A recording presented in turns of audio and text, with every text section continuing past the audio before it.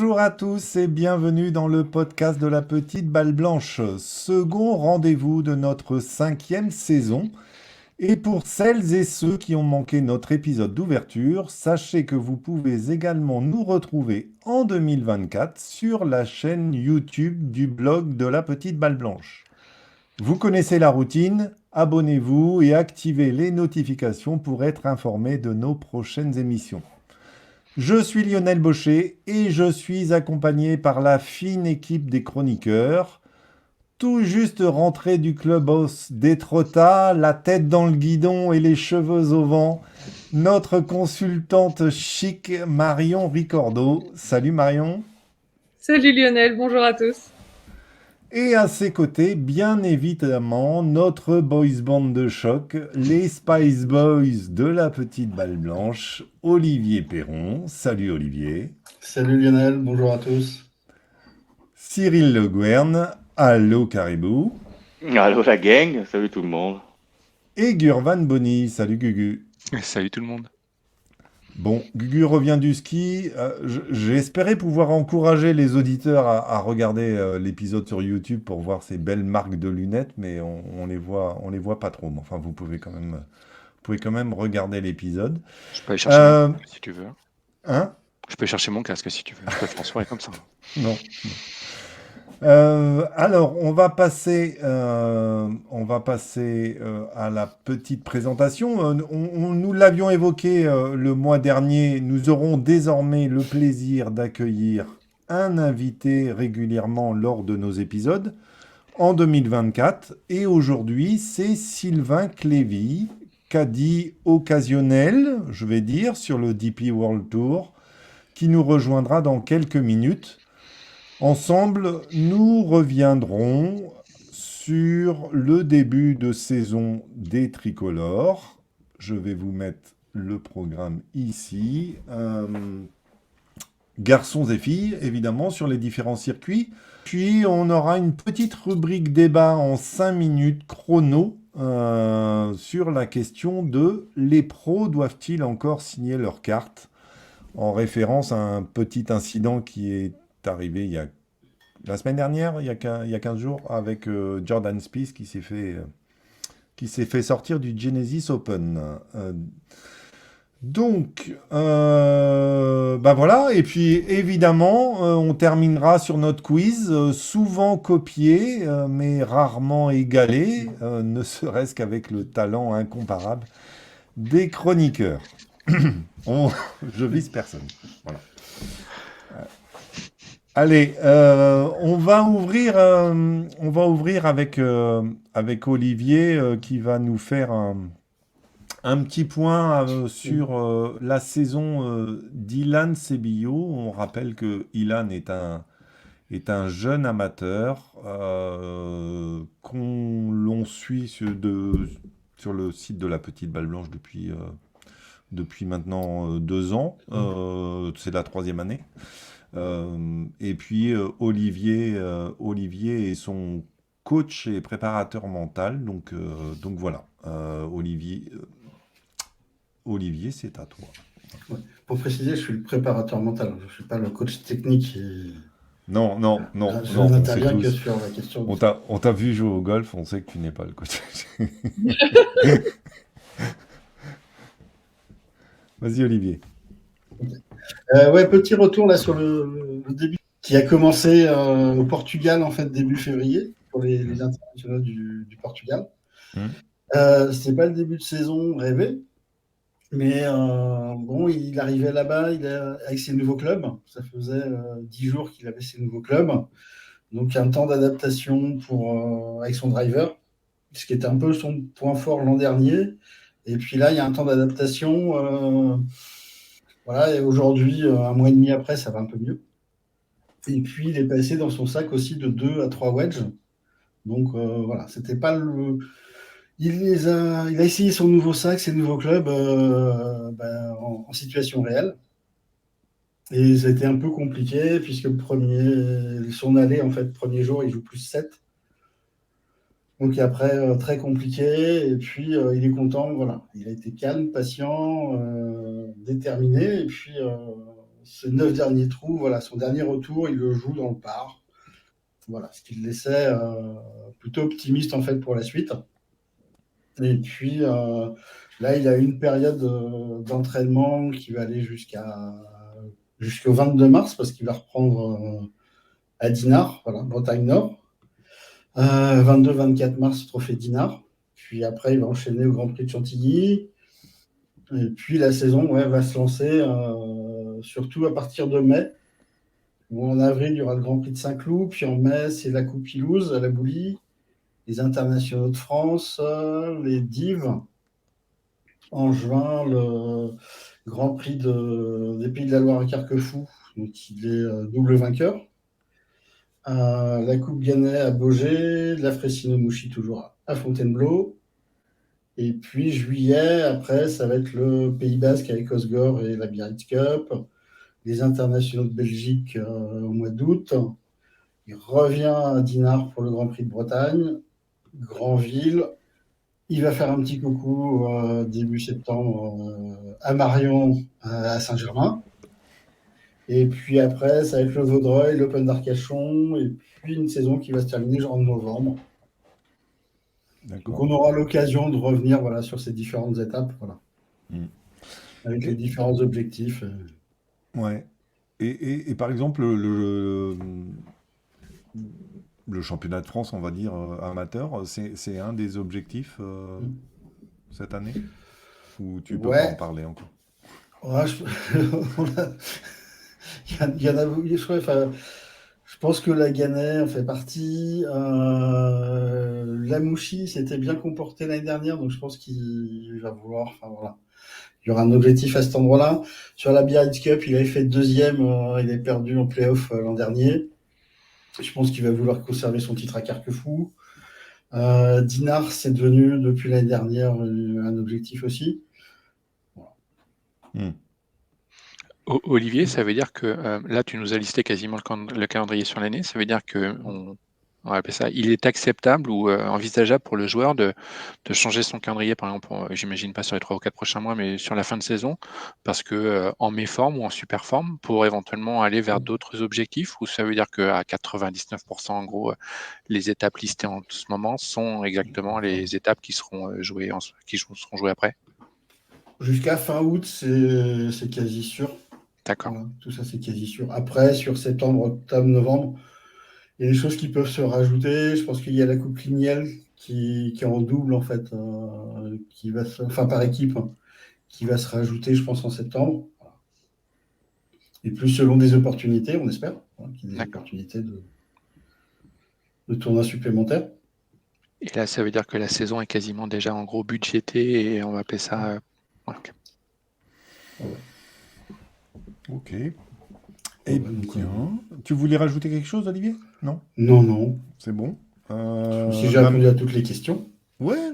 Merci, Olivier. On va pas faire attendre plus longtemps notre invité. Il est là dans le studio. On se croirait à la télé. Sylvain Clévy. Bonjour Sylvain, Bonjour tu vas à bien? tous. Bonjour Blanche.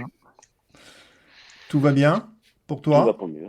Ouais, Bon, comment se passe ta saison? Alors, on l'a dit, j'ai dit en introduction occasionnelle, parce que tu nous avais expliqué, tu fais des piges sur le DP World Tour. Ton vrai métier, celui que tu exerces, qui te rapporte, tu disais, financièrement, qui te permet de vivre, c'est moniteur de ski.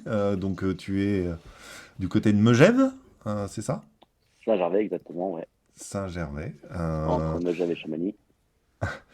Et donc, depuis, tu avais profité du Covid, en fait, pour passer,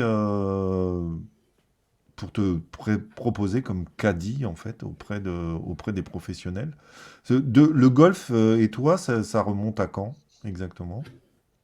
Moi, j'ai commencé le golf assez tard, sur les 25 ans. Voilà. Un petit peu au hasard d'ailleurs, mais belle découverte. Ouais. Et tu as fait ça où? Là, du côté Au Mont de là d'Arbois, où tu... à Megève. Golf du Ouais, Mont d'Arbois à Megève, ouais. d'accord. Qui est un golf saisonnier, hein, de montagne, puisqu'il a 1450 mètres et qu'actuellement, bah, il y a encore des pistes qui passent dessus. Nous, on rattaque à jouer à partir du mois de mai, à peu près. Après, sachant qu'au mois de mars, on se déplace un petit peu déjà en plaine, du côté de Gier, Annecy, ou du côté d'Aix-les-Bains, très, très beau golf et autres. D'accord. Et puis le golf voisin, Chamonix, qui ouvre un petit peu plus tôt. Il est un petit peu plus bas et oui, se mettre en marche un petit peu plus tôt. Donc, c'est un beau parcours Trail Jones à jouer, que je vous conseille de jouer. Très, très beau. Le Mont d'Arbois aussi, d'ailleurs. Hein. Et donc, quand tu dis, enfin, les circonstances du Covid, pourquoi le choix de Caddy? Alors, C'est... c'était moi, j'étais déjà pote avec Raphaël Jacquelin de par le ski. J'ai connu sur le domaine de ski de Megève. Et puis voilà, on s'est un petit peu lié d'amitié assez vite. Il aime bien la rando, il aime bien pousser l'exercice. C'est quelqu'un qui aime bien se défoncer physiquement et tout, qui a bien apprécié la compagnie et tout ça. Et ensuite, moi, j'ai quand même des diplômes d'encadrement et puis voilà, j'ai une petite sensibilité sur le fait d'accompagner les gens. Et ça s'est fait un peu naturellement. J'ai fait une dépanne un coup. Chris, c'était son cadet de l'époque, s'était fait une épaule. Et puis pendant le Covid, bah, c'était assez compliqué pour les joueurs parce que c'était 100% du temps avec une seule personne avec qui on pouvait partager, c'était son cadre. Donc Charles Dubois ayant décidé d'arrêter le cadayage de RAF à ce moment-là parce qu'il ne se retrouvait plus avec ce Covid où c'était quand même très très compliqué de voyager et on était obligé de s'héberger dans les hôtels officiels et tout ça. Et RAF en a profité pour dire bah, Sylvain, je vais faire les prochains temps là en Covid avec des gens proches de moi parce qu'on passe plus clair du temps ensemble, quoi. Mhm. Donc, entre ses enfants, il y avait une hypothèse de prendre Fanny aussi, Richard Gillot, qui est un de ses coachs. Et tout le monde un peu a fonctionné un petit peu comme ça parce que c'était très compliqué de passer des semaines en tournoi avec une seule personne, quoi. D'accord. Ok. Et donc, tu me disais, tu avais fait une vingtaine de tournois à peu près avec Raphaël Jacquelin.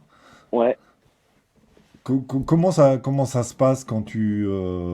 alors, juste pour remettre dans le contexte, t'as aussi... enfin, vous vous connaissez un peu avec Olivier, vous aviez eu l'occasion d'échanger, mais mhm. tu as aussi un diplôme universitaire, je crois, sur la préparation Ouais, mentale. que j'ai suivi. Hein. C'est un petit diplôme sur lequel on a 6 semaines de formation avec des psychologues du sport, avec tous les gens qui entourent la préparation mentale en France, des universitaires. Et voilà, on se retrouve en classe avec des mecs qui viennent du football, qui viennent du tennis, des kinés, des gens qui veulent affiner un petit peu ces connaissances théoriques. Hmm, hmm. Voilà. C'est plus un apport de connaissances que véritablement une formation, un métier, on va dire. Et dans le cadre du cadayage que tu avais avec Raphaël, c'était l'objectif et toi et Raphaël, c'était que tu sois plutôt un peu interventionniste ou que tu sois, on va dire sa façon de parler, hein, juste le porteur de sac. Juste le porteur de sac avec Raphaël. On était amis en plus, donc c'est une relation qui est compliquée quand on est joueur et caddie. Si après on s'immisce dans le fait de prendre des décisions et tout, on met les pieds à un endroit, surtout quand on n'a pas d'expérience, qui est compliqué. Donc non, avec Raph, c'était exclusivement porter le sac. Hmm. Et donc après, tu as alors dans la liste, et il y en a quelques-uns quand même. Jean-Baptiste Gonnet, c'était le dernier en date, il me semble. En fin d'année dernière, tu avais fait un petit Non, peu. j'étais avec Joël Stalter, Ah oui, le Joël dernier en date. Salter, c'est Ouais, ça. ouais, Donc Joël. t'as eu aussi quelques piges avec Julien Brun, c'est ça? Non, Julien de Sury. J'ai vu Julien Brun dans le message. Non, je sais plus. C'est peut-être Non, moi non, qui. Julien de Sury, Julien Guerrier, Oui, Julien une Guerrier, pige. pardon. C'est moi. Ouais, Julien Ouais. Guerrier. Hmm. Et puis Greg Avray qui a eu la gentillesse de me prendre pour 2 tournois. Hmm. Et bah forcément, le statut a changé du moment où j'ai arrêté l'aventure avec Raph et où j'ai pris des sacs où on ne fonctionnait pas de la même manière, ni d'un point de vue, des- on va dire, pécunier, ni de la manière de mettre en place le job, quoi. Hmm. Mais, Et mais tout du à coup, coup, on te demande autre chose, là, pour le coup, après. Ouais, voilà. Du coup, t'es plus dans une relation amicale avec ces joueurs-là, entre Mhm. guillemets, ce qui n'empêche de bien s'entendre par ailleurs, mais du coup, tu prends un peu plus d'initiative dans les décisions, sur les tournois, etc. Alors gentiment, parce que Jean-Baptiste savait qu'il embauchait, parce que c'était Jean-Baptiste après, Mm. dans la suite de Raphaël. Et voilà, donc on apprend le métier un peu sur le tas. Et j'avais fait une pige auparavant pour Julien Ken, qui a été ma première pige en dehors de RAF. Et Julien m'a tout de suite dit, tu sais, le métier, tu vas bien mettre 2 ans au moins avant de devenir un cadre correct, quoi. Et Mm. sur le coup, j'étais là, je me dis, waouh, 2 ans, c'est quand même long, quoi. Et en réalité, non, non, il faut bien ça. Et c'est un métier à part entière. Et là, il n'y a pas beaucoup de manières de l'apprendre autre que d'être confronté au fait d'être derrière les cordes et d'être sur le sac d'un joueur. Mm. Mm. On va appeler ça, enfin, qu'est-ce qui expliquait pour toi ou qu'est-ce qui explique pour éventuellement Julien le fait qu'il faille tant de temps? Parce que dans l'esprit, on pourrait se dire, je vais essayer de jouer le bonnet de base. Bon, bah, on a un carnet de parcours, on a des distances, Mhm, on sait ce qu'on a à éviter, on a apporté des sacs, éviter éventuellement d'avoir oublié les affaires, et point barre. Et mhm. qu'est-ce qui, pour toi, en gros, vient justifier ou auprès du joueur professionnel le fait que le point barre, en fait, non, mon gars, c'est juste 2 ans et que c'est le bon temps qu'il faut? Parce que déjà apprendre toute la pièce de théâtre qui entoure une partie et un entraînement et une semaine de tournoi, c'est du temps, s'adapter sur les transports, sur tout ce que tu vas déjà toi avoir à gérer pour te porter sur le tournoi. Plus ensuite, tout ce qui se passe dans une partie, à quel moment tu dois prendre le drapeau, à quel moment tu dois ratisser le bunker et voir que l'autre cadet est en train de ratisser un bunker et c'est toi qui dois aider à ce moment-là l'autre joueur, où est-ce que tu vas mettre ton sac, toute ces choses qui paraissent simples pour nous, amateurs de golf au départ, le sont pas tant que ça. Donc il y a Mm. avant de pouvoir aller dans la partie où il y a l'échange avec le joueur, la prise de yardage, les zones à risque, tout ce que l'on voit en matière de stratégie, c'est très très long. Et ensuite, la synchronisation entre les deux, le joueur et, euh, le cadet, en matière de langage non verbal, où est-ce que tu te positionnes, est-ce que tu vas plutôt te mettre près de lui, est-ce que tu as plutôt besoin que ailles marcher de ton côté et que l'on ne parle pas pendant 45 secondes pour faire Mm. descendre une certaine tension à un moment donné. Toutes ces choses-là, c'est très fin et ça ne s'apprend pas, quoi. C'est une adaptation et tu dois avoir très vite avec le joueur, quoi. Dès que tu prends le job, alors, soit tu parles beaucoup auparavant avec le joueur, c'est un peu ce qu'on a fait avec Joël, on s'est vraiment mis d'accord longuement au téléphone avant sur comment on voyait notre partenariat bosser. Et là, tu as moins de surprise et tu affines. Soit il y a carrément pas trop cette discussion. Voilà, on attend toi le job de cadet, moi, c'est hyper large, quoi. Est-ce que tu veux que pendant les recos, je te donne les cibles? Est-ce que tu veux que je te fasse un briefing sur les cibles avec du Decade ou ce genre d'outils? Est-ce que tu veux que quand je te parle devant, je te parle en horloge ou est-ce que je te dis que c'est plutôt compte de la droite ou est-ce que tu veux que je te dise que c'est plutôt à 2 heures? Toutes ces modularités de langage sont hyper importantes, quoi. C'est primordial. Mm. Alors, je vais juste faire un petit parallèle et solliciter Marion, parce que Marion, elle est avec Inigo. Inigo était son caddie et qui est son mari aussi. Même si au départ vous n'étiez pas mariés, mais vous étiez quand même à coquiner ensemble un petit peu quand même. Et justement, sur ce temps, ce temps, il a fallu pour arriver à trouver votre rythme tous les deux, sachant que vous étiez ensemble aussi en dehors, mais le temps qu'il a fallu pour que Inigo devienne un bon caddie. Ouais, moi je pense que 2 ans c'est au bas mot quand on veut faire vraiment ça bien. Inigo c'était un très bon joueur de golf. Hein.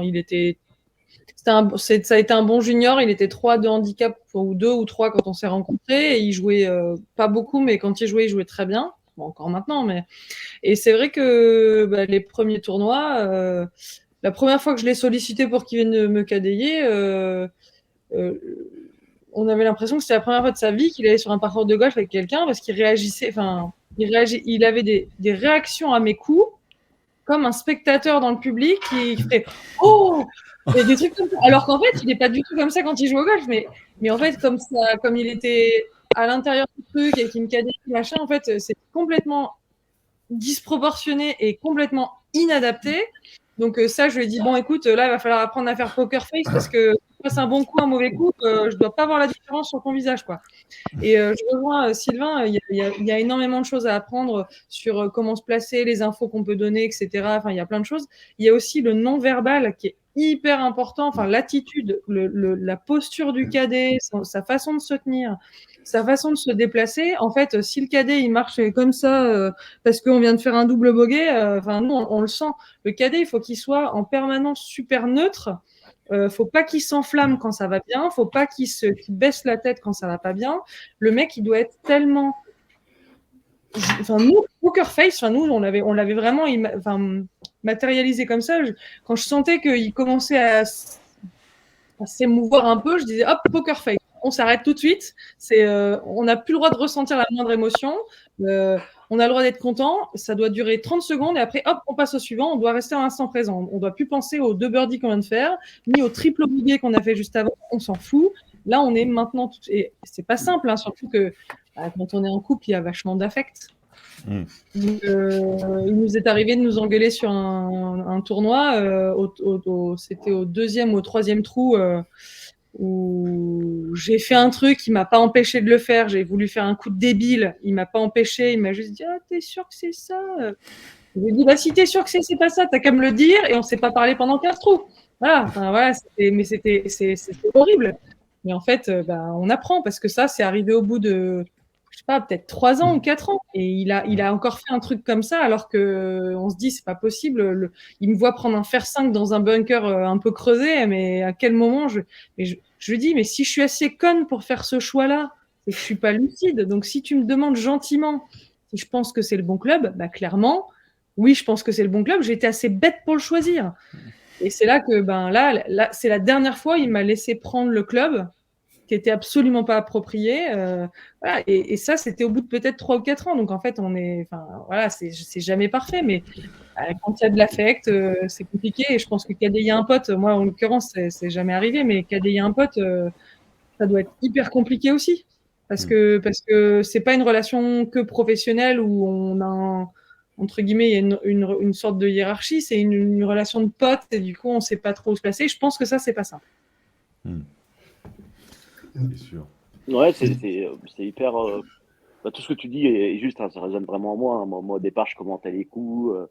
Vas-y que je parle à la balle. Vas-y que. C'est tombé, quoi. Raph, je lui fais vivre l'enfer. Ça a pu aussi me décontracter et faire marrer des moments. Donc clairement, l'autre.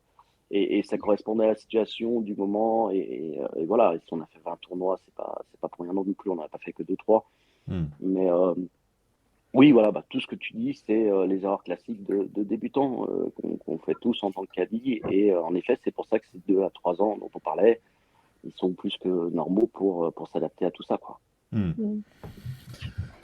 tu parlais de théâtralité, et j'ai l'impression, en entendant Marion aussi, voilà, il faut vraiment rentrer dans une sorte de rôle de. Ah ouais, faut embrasser le maillot, tu mets le pips, c'est pareil, tu as besoin de tes routines, tu as besoin d'être performant. Donc à partir de là, on va te demander une performance de quali, pas d'autre chose, hein. C'est pas toi qui vas jouer les coups, tu joues pas à la PlayStation, tu te mets dans ton rôle de quali, c'est parti. Une fois que tu as mis Chazub, et j'ai même envie de dire tout le temps, même dans la zone d'entraînement et tout, tu te dois d'être au bon endroit et tout, et voilà, pas que ça fasse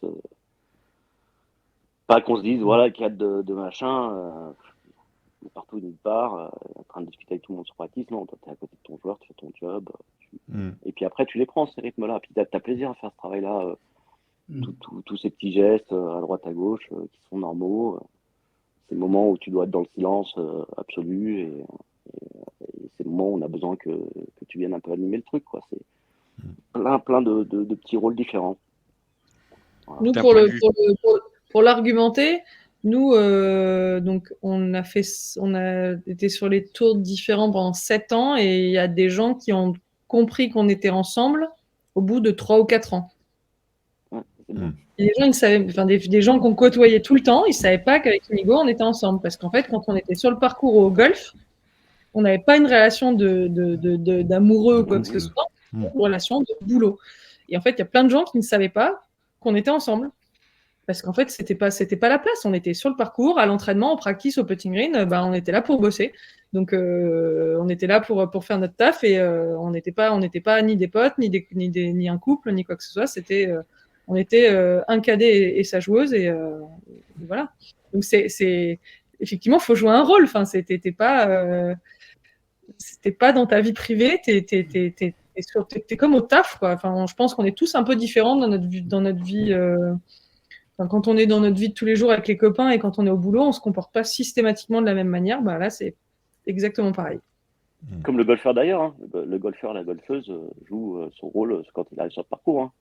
Des gens, tu les connais en dehors de leur vie et sur le parcours, c'est pas du tout les mêmes personnes. Et un sac de joueurs, ça pèse combien? Et est-ce que monsieur Clévy, il a quelques traumatismes, une clavicule, une épaule ou des petites douleurs, on va appeler ça, liées à une peut-être mauvaise préparation ou une petite ampoule ou choses comme ça? Quelques petites anecdotes comme ça à raconter? Non, mais sur le plan physique, il faut que tu sois un petit peu en forme quand même. Moi, je sais qu'actuellement, là, j'ai des douleurs au dos assez fréquentes. Donc, non, faut se préparer. Ouais. Si tu fais une saison, tu vois des cadres sur le tour, je pense que Mario en a vu aussi. Ils ont un certain âge et tout, tu les vois marcher, il n'y a rien qui est aligné, il n'y a pas un pied qui va dans le même sens que l'autre. Tu dis, les mecs, avec une hygiène de vie qui va avec, hein, nos amis britanniques, là, quand ils finissent le parcours, le premier truc qu'ils font, c'est qu'ils s'enfilent de pinte, hein, ils font pas du stretch. Hein. Donc, je me demande comment ils font. Moi, perso, alors, je suis pas, c'est peut-être pas des grosses préparations physiques, mais tu vois, je me soigne un peu, là, en ce moment, je traite un peu avec du complexe, des trucs comme ça. Mais ouais, donc c'est un truc de sportif quand même. Tu portes un sac qui est assez lourd, je sais pas combien de kilos. Ça dépend des joueurs, ça dépend surtout quand il pleut, pas, t'as pas du tout le même sac. Et puis ça dépend comment ton joueur ou ta joueuse joue, quoi. S'il joue bien, le sac il est super léger. D'autres questions pour Sylvain? C'est quand la prochaine la prochaine mission de Caddy? C'est quelque chose que tu as en tête en 2024? Il y a quelque chose de prévu ou c'est plus en fonction de la demande? Écoute, je vais aller voir Louis Pilot aux États-Unis le 25 là. Je pars pour San Francisco, le suivre sur un tournoi. Alors de l'extérieur, je crois pas que je vais porter de sac ou quoi que ce soit. Ouais. Mais on va voir le chemin qu'il a parcouru, puisque l'année dernière, j'ai pu le qualifier quelques fois, en particulier donc à la Mouchi, où il a fini deuxième. Et puis aux internationaux de France aussi, et ce qui lui a permis d'être sélectionné par l'université de Cal Poly. D'accord. Donc on va le voir. Mais Ouais, lui, tu l'accompagnes en préparation mentale. Non, lui, j'ai eu sur le sac. Ah oui, Et d'accord. c'est un jeune que je connais depuis l'âge de 8 ans. Je suis très pote avec son papa. Et voilà. Donc je suis son parcours depuis très longtemps. D'accord. Et petite question, et on entend souvent parler en gros de la rémunération des cadets liée par exemple au prize money. Toi, dans ce genre de cas, on va appeler ça, vu que c'est, si je comprends bien, en gros, c'est pas ton travail principal, comment est-ce que ça se passe dans ce genre de cas? C'est-à-dire que c'est un deal entre le joueur et toi sur quelque chose de fixe ou il y a quand même une idée de rémunération sur justement le résultat et la performance?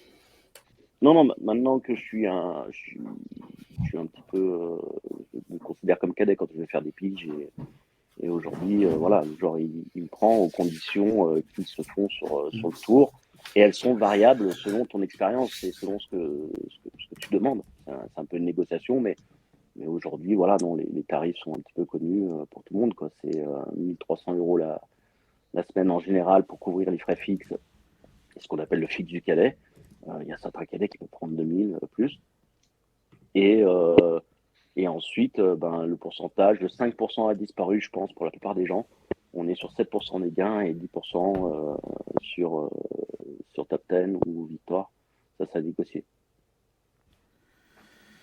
Voilà, mais généralement, quand on me demande, voilà, c'est les factures que je fais.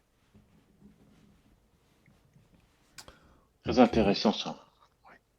Et les Moi, hivers ça te me... paraissent pas un peu longs, le fait de, enfin voilà, si tu, bah, enfin, j'imagine que tu adores enseigner le ski aussi, mais ça te manque pas tout l'hiver de cadayer comme ça, de fouler les fairways dans les endroits un peu au chaud quand il fait frais à la maison? Si, non, non, mais clairement, mais par contre, c'est compliqué à mettre en place. Moi, je me suis mis au cadayage un petit peu trop tard, c'est pas faire.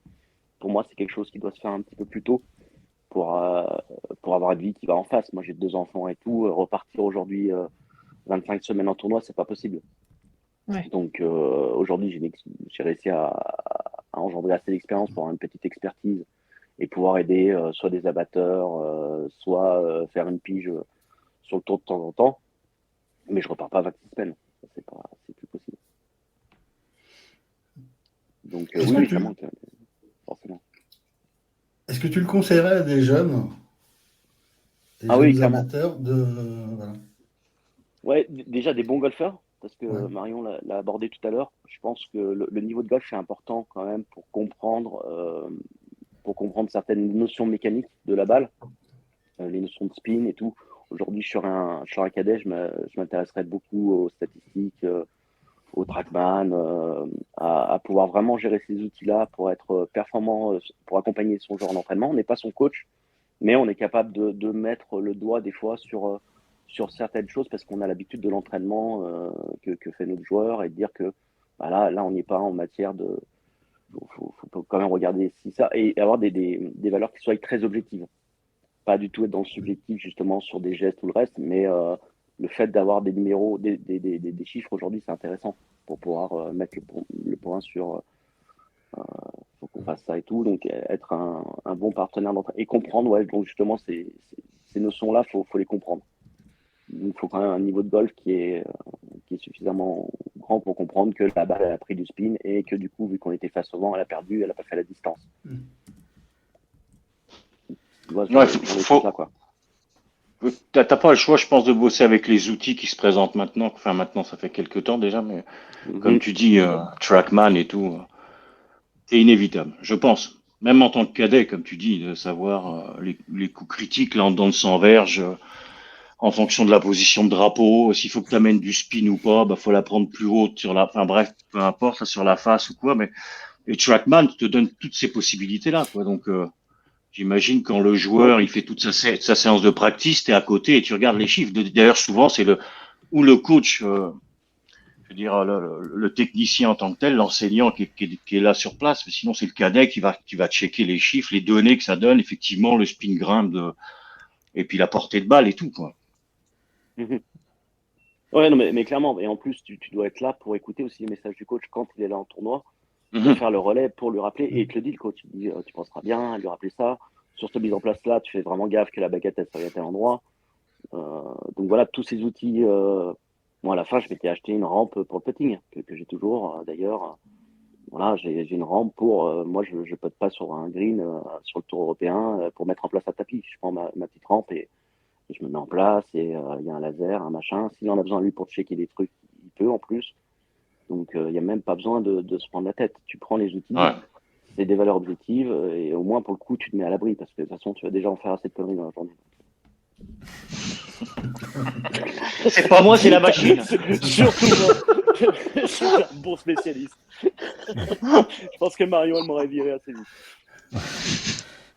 Alors, moi, j'avais une petite question parce que dans les échanges qu'on avait eus, donc tu l'as dit tout à l'heure, tu as 2 enfants et ça m'a fait penser à un podcast qu'on avait fait. On avait fait quelques épisodes avec Olivier et puis un coach spécialisé dans les juniors, David Blouet.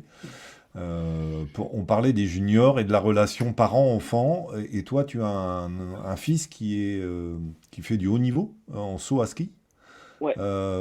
Comment tu arrives à gérer justement, parce qu'on peut l'étendre, je pense, un peu à tous les sports, mais cette relation parent-enfant et préparateur mental, et à quel moment être à la fois que parent et à la fois être celui qui donne les conseils? Comment tu gères ça? Alors, la seule chose que m'a apporté un petit peu tous les diplômes que j'ai pu passer, les rencontres que j'ai fait dans le sport de haut niveau, c'est que moins t'en fais en tant que papa, mieux c'est pour lui. Donc, je suis ouvert à la discussion et il peut venir me poser des questions, mais je suis plus son premier supporter que quelqu'un qui va m'initier dans sa perf. Et deux, trois fois, on a eu des relations où j'ai pu lui dire c'est rentré tout de suite dans des mots qui dépassent et dans de l'émotion. C'est obligatoire. Donc, après, je pense que chaque parent est différent, avec chaque enfant, chaque relation est différente. Mais moi, en tout cas, je ne me dis pas du tout dans le truc. Je suis son fidèle supporter. Et après, il y a des professionnels qui s'en occupent. Donc, on fait confiance aux professionnels. Et après, on est plus là, nous, pour l'aiguiller sur les choix, pour les écoles, pour les centres de formation. Là, il va peut-être bouger un peu, tu vois. C'est 2-3 complexités comme ça à gérer qui sont déjà suffisantes pour des parents. Bon, après, saut à ski, c'est pas comme le golf, quoi. Le golf où les parents sont à côté, saut à ski, t'es un peu plus loin, quoi. Le temps de crier, pour lui donner des conseils. T'es lacet, t'as pas fait de lacet. Ah putain, il vient de dire lacet. Oh, j'ai fait exprès. Oh. Je me doute qu'il n'y a plus de ça sur les chaussures. Non, ça fait 15 ans que j'ai pas fait de ski, mais bon. ils sont Sur les télémarques chaussures de normalement. saut à ski, il y a des lacets, il a raison. La chaussure de saut à ski, il est bon, il est bon. Merci Sylvain. Vive le On télémarque. est un expert. Puis tu rejoues pas tout de suite, en fait, non plus. Oui, c'est ça, c'est ça. Tu- Et puis en même temps, les parents, ils pensent toujours qu'ils auraient réussi à rentrer le pote de 2 mètres, faire un saut à ski de 80 mètres, Non. tu le fais pas tout de suite, quoi. Donc, hop, Ça a coupé. il avait disparu, il est revenu. Voilà. Il est revenu. Voilà. Alors, on va enchaîner parce que Olivier concoctait un petit questionnaire pour voir un peu toi et le golf, en fait. Donc, je vais laisser Olivier te poser les questions. 9 questions, comme un aller ou un retour. Voilà. Quel est ton parcours préféré? Je vais dire Belfry. Le parcours que tu voudrais rejouer? Que je voudrais rejouer. Ouais, il y en a un bon paquet que je voudrais rejouer. Rejouer ou jouer déjà? Parce que, Rejouer. Rejoue. Rejouer parce que moi je me paye pas des green fees non plus sur des trucs de ouf. Mais Maison Blanche, j'adore Maison Blanche. Celui que tu rêves de jouer? Augusta. Quel est le plus joli coup de golf que tu as joué? Oh, je pense que c'était un Beat the Pro sur le tour européen et je portais le sac depuis 6 trous, je crois. J'ai envoyé, il y avait donc un truc où on pouvait battre notre joueur. On voyait un bon petit poulon bien dégueulasse qui a pris la bonne pente et qui s'est mis tout près du drapeau. Bravo. De quel club de ton sac pourrais-tu dire qu'il est ton meilleur ami? Le putter. Quel est ton meilleur souvenir golfique? Golfic, je pense que c'est les cartes européennes avec Joël. Quelle année? Pardon? Quelle année? C'était il y a pas ces cartes-là, c'était d'avant. Donc carte 2022 là. Ouais. Quel est ton joueur préféré? Très très bonne question. Tu Mon joueur veux pas- préféré, ça- Hovland. Pas te fâcher avec tout le monde non plus, quoi. Victor Hovland. Quelle est ta joueuse préférée? Je suis obligé de répondre Céline Goutier. Quelle est ta principale qualité sur un parcours? Ma principale qualité, la dispersion. Pas trop de dispersion. C'est tellement bon. pas trop de distance, mais pas trop de dispersion du coup. D'accord. Merci. En matière de coup de golf, je parle. Je parle pas du tout en matière émotionnelle. Il y a des- Ouais, je l'avais compris comme ça, hein, c'est comme ça que je l'ai entendu. Bon, bah super. Alors, on va enchaîner. On va peut-être juste faire un point rapide avec Marion. Donc, je sais pas si tu as suivi Sylvain, mais Marion est capitaine en 2024 de l'équipe de France des Girls qui vont jouer les championnats d'Europe chez moi en Suède, sur l'autre côte, du côté de Göteborg. Et donc voilà, Marion va nous faire un petit point à chaque émission sur l'avancement des joueuses, de la sélection. On parlera sans doute aussi un peu du parcours et tout ça. Marion. Ouais, alors petit point, comme je vous le rappelle, on parle un point pour les championnats d'Europe par équipe, donc équipe de 6 joueuses qui ont 18 ans ou moins, donc qui aura lieu au mois de juillet 2024 à Göteborg en Suède. On a hâte d'y être. Donc pour l'instant, 2 sélectifs se sont joués. Les joueuses ont déjà joué pas mal de tournois, mais il y a eu 2 sélectifs de jouer pour le moment. Il y a eu le Grand Prix de Saint-Donat qui a eu lieu il y a 2 semaines. Bon, ça s'est fini. Oui, ça s'est fini il y a 2 semaines.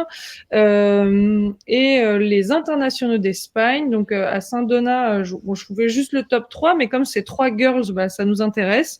Donc c'est Camille Mingotier du golf de Valcro qui a gagné, Mélial Schmitt de Saint-Cloud et Gisèle Zhao de Laboulie. Donc elles ont fait les 3 premières et on est content parce que c'est des girls. Donc voilà, elles ont fait. Il n'y a pas une plus de 18 ans dans le top 3, donc ça c'était chouette. Et ensuite, la semaine dernière, se sont déroulés les internationaux d'Espagne. Donc, internationaux d'Espagne, c'est 2 tours de stroke play, 64 joueuses qui se qualifient et qui passent en tableau de match play. Donc, il y a Sarah Bretchonev qui a fait une bonne qualif, qui a fini 7e. On avait, je crois, 10 Françaises au départ, 8 qui ont passé le cut, dont 7 girls. Et donc Sarah qui s'était déjà illustrée en stroke play, s'est illustrée de nouveau en match play puisqu'elle a atteint la finale. Je crois que son adversaire donc c'est une Espagnole qui a gagné, mais son adversaire est 17e joueuse mondiale, donc elle est tombée sur un gros morceau, Sarah, et elle s'est pas démontée parce qu'elle était 4 down après 8 trous, elle est revenue square au 13, donc elle a eu un pas très bon démarrage, apparemment elle l'aurait regardé un peu jouer, et puis finalement elle s'est rendue compte qu'elle avait le niveau, donc elle s'est relancée, elle est revenue square et elle a finalement perdu 2-1, donc normalement c'est une finale qui se joue sur 36 trous, elle s'est jouée que sur 18, on ne sait pas trop pourquoi, enfin j'ai pas eu les infos, mais... Donc voilà, en tout cas, on est hyper contents parce que Sarah, je crois qu'elle a 16 ans ou 17 ans, je sais plus. Attendez, je peux vérifier ça tout de suite. Sarah, elle est dans sa première année de cadette, donc elle pourrait potentiellement être en équipe de France Girls pendant 2 années, cette année et l'année prochaine. Donc c'est toujours sympa d'avoir des joueuses qu'on peut garder 1 ou 2 ans avec nous parce qu'on les voit évoluer avec nous, c'est chouette. Donc Sarah fait finale. Ensuite on a Laura Nepper du golf de Valescure qui a fait 8e de finale, et après on avait 3 Françaises qui étaient allées en 16e. Il y avait Juliette Demeaux qui joue pour Saint-Dans-la-Bretèche, Carla de Troya pour Saint-Germain, ma petite coéquipière que j'adore, et Louise Ouma Landgraf, alors qu'on connaît surtout pour sa super performance l'année dernière à Terre Blanche, puisque en tant qu'amateur de 15 ans, elle a gagné Terre Blanche, qui est un tournoi pro du Let Access. Donc elle avait été un peu bluffante. Alors elle était une surprise pour nous en France, puisqu'elle est française et on la connaissait pas, mais il faut savoir qu'elle est moitié française, moitié thaïlandaise, donc elle vivait en Thaïlande. C'est pour ça qu'on la voyait pas trop, et que là-bas elle était hyper performante. Elle est même jusqu'à aller jouer les cartes du circuit thaïlandais cet hiver. Donc pas pour passer pro, mais plus pour se tester, et elle les a eues. C'est-à-dire qu'elle a battu toutes les pros alors qu'elle a 15-16 ans.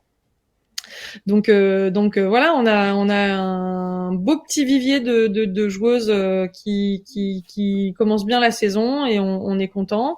Là, le prochain sélectif, c'est le Grand Prix de Molliette. En fait, il y a quelques Grands Prix de 3 tours parce qu'en fait, il s'avère qu'on n'était pas convaincu que beaucoup de joueuses puissent rentrer sur les gros internationaux. Donc, on a décidé pour ouvrir au plus grand nombre la possibilité de rentrer en équipe de France, on a ouvert pas mal de grands prix cette année. Donc, il y avait le Grand Prix de Saint-Donat, il y a le Grand Prix de Molietz. Il y aura début mai le Grand Prix de Bondu aussi. Donc, ça permet à des joueuses qui ne rentrent pas forcément sur les internationaux de pouvoir prétendre à une place en équipe de France si elles sont super performantes à chaque fois qu'elles jouent. Donc voilà, prochain épisode, prochain sélectif la semaine. Enfin, je crois que ça commence le 15 mars à Moliette. Donc, on aura sûrement une nouvelle petite série de résultats bien sympathiques que je pourrais vous communiquer. Donc non, nos girls françaises font un bon début de saison. On est très contents et on a hâte de voir ce que ça va donner. Super. Merci Marion. Allez, on va, puisqu'on était dans les équipes de France, on va passer au tricolore.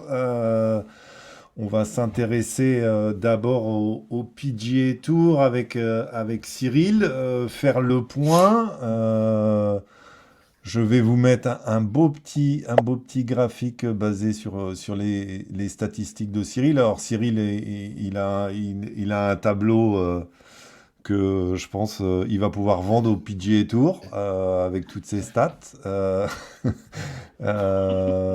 Et donc voilà, un petit point, Cyril, sur justement les Français. Alors là, les classements sont ceux à aujourd'hui, au moment de l'enregistrement, le 10 mars, donc avant la fin du Arnold Palmer Invitational qui est en train de se jouer en ce moment. Ça veut dire que Mathieu sera sans doute plus premier à la fin du tournoi. Je crois qu'il est prévu quatrième après,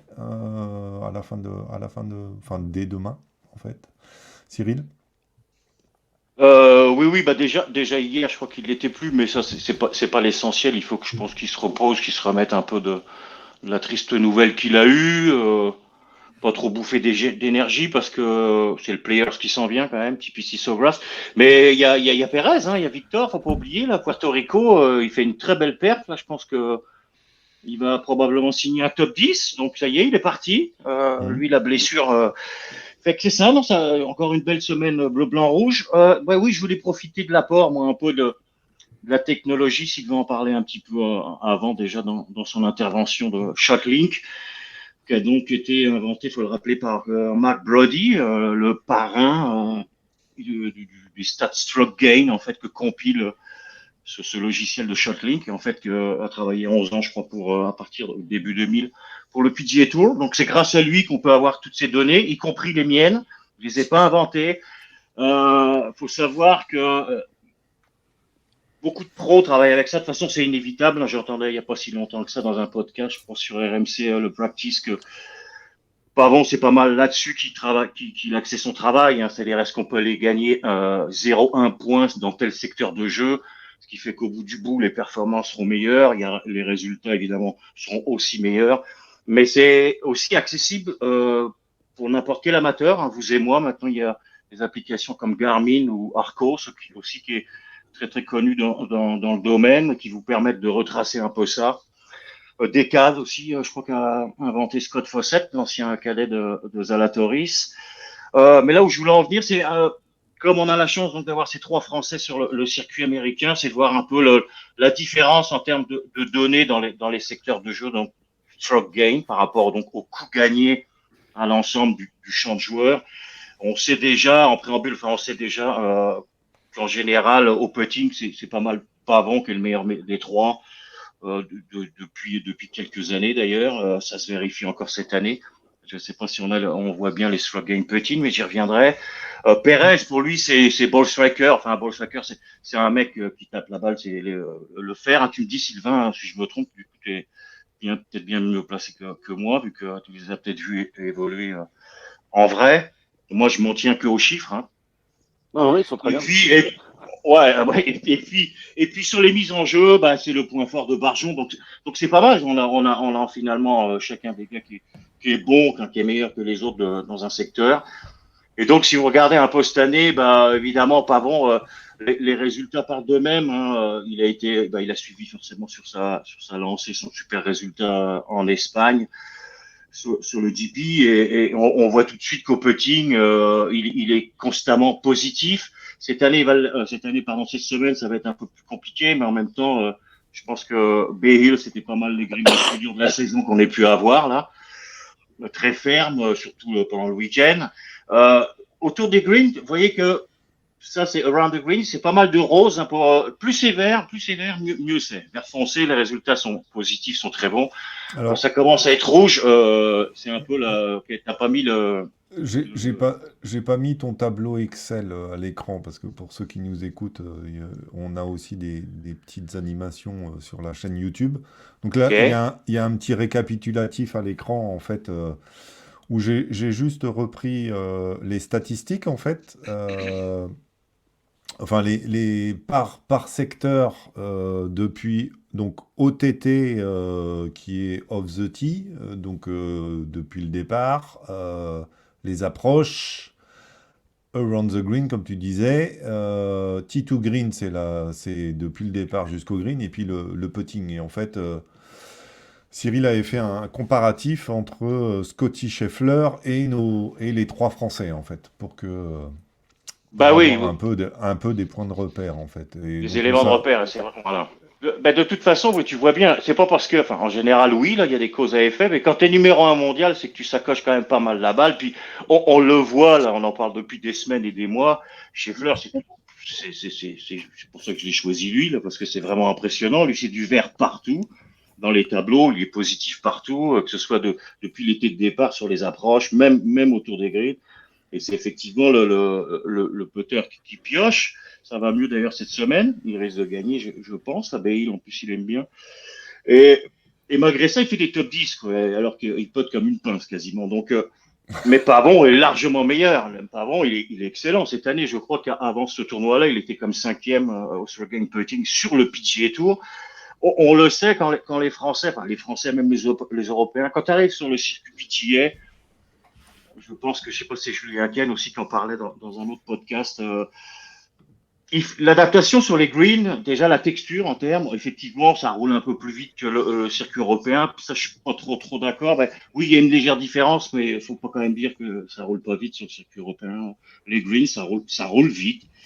Il y a peut-être pas 12 ou 13 au Steam Twitter, mais ça roule très vite. Donc là-dessus, il a été vraiment impressionnant, quoi, parce que même la texture passe pas l'homme, c'est pas tous les jours que tu joues ça en Europe.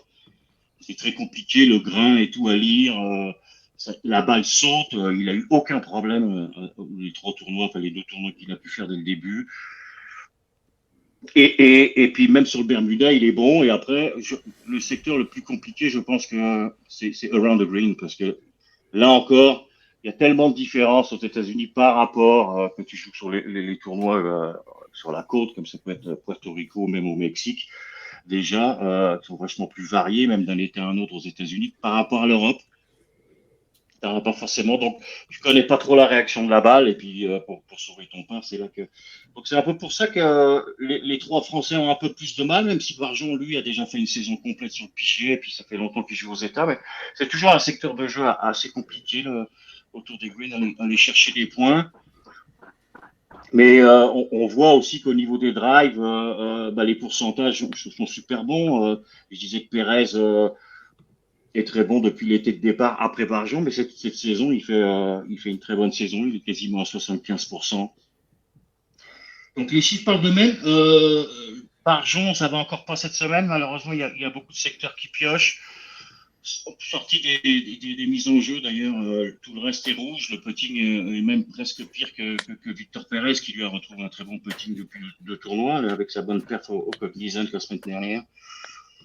Donc, ça va être la façon un peu de suivre l'évolution par compartiment de jeu des Français au cours de cette saison 2024. On y reviendra peut-être dans 2 mois sur ce petit tableau dans le podcast. Et pour initier aussi ceux qui ne connaissent pas, parce qu'on en parle de plus en plus, et puis c'est inévitable. Donc, dans le golf moderne, c'est un outil vraiment inévitable pour mettre le point vraiment sur le doigt sur les points faibles. Et puis forcément après travailler ça, apporter des ateliers de travail pour performer mieux et avoir de meilleures performances, enfin, de statistiques et résultats. Mm.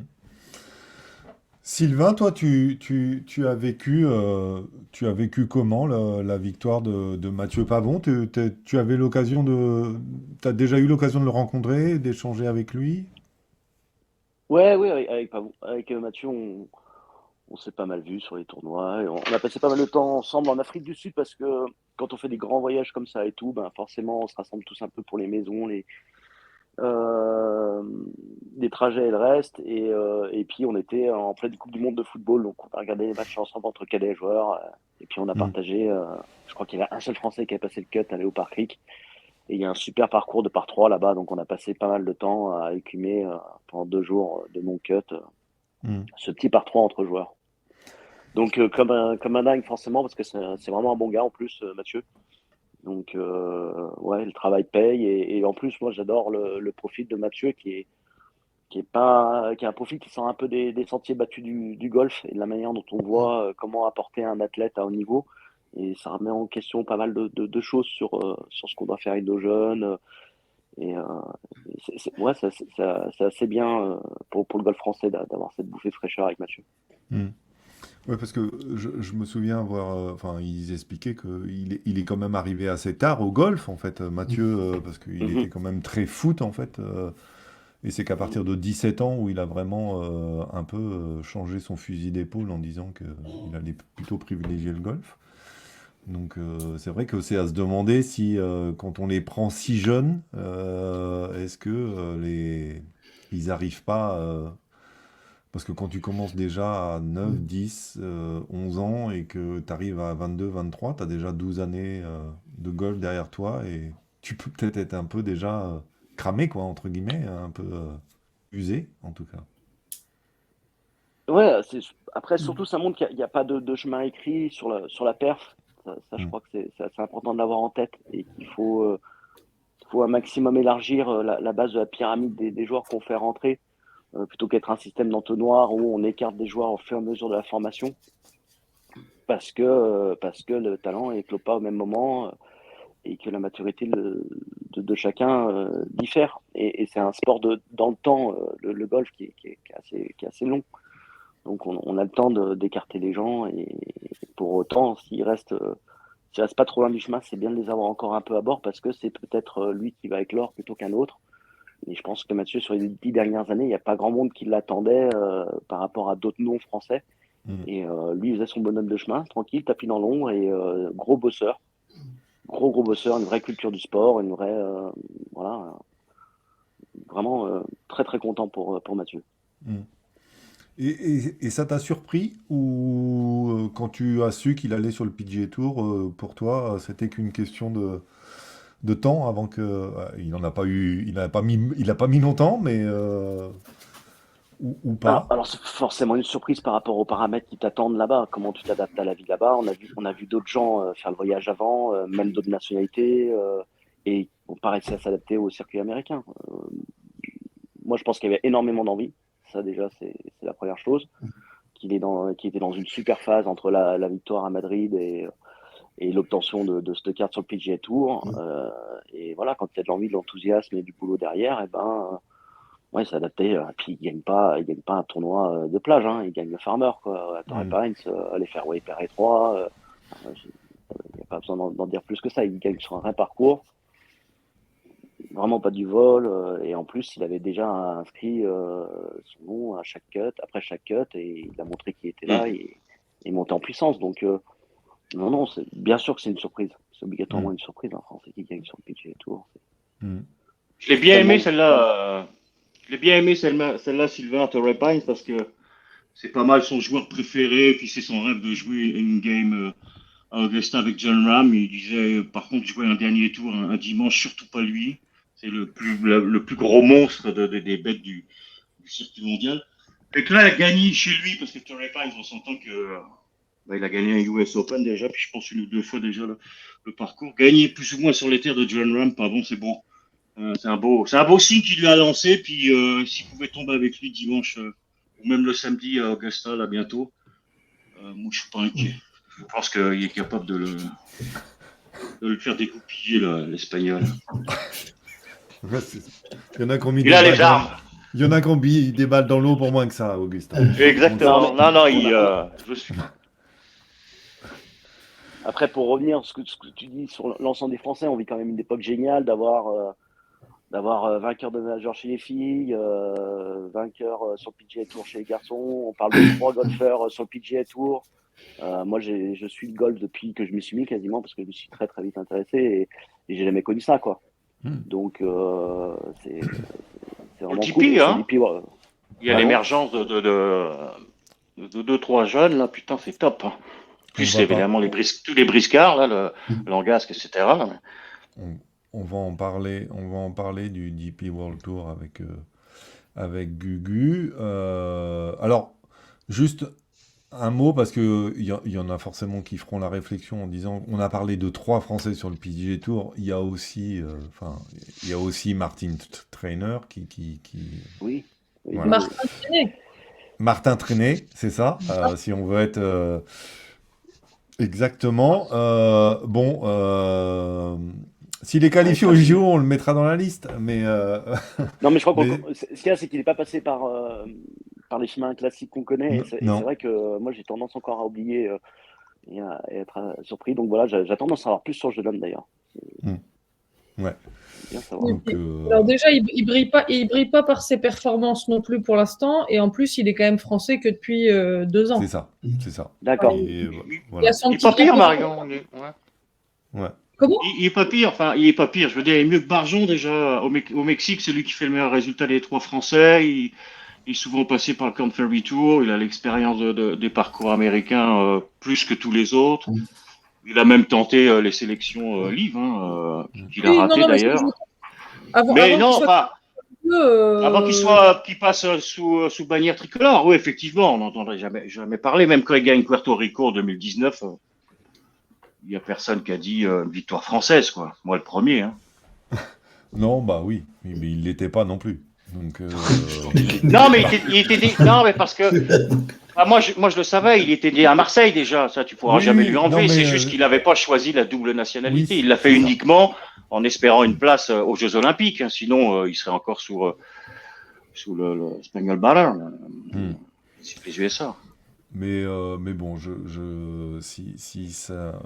le rajouterai quand même parmi. Mais c'est bien d'en parler, oui, parce que voilà. c'est bleu blanc rouge sur les leaderboards, hein, donc c'est toujours c'est un apport. Exactement. Et puis même, moi je pensais surtout au JO.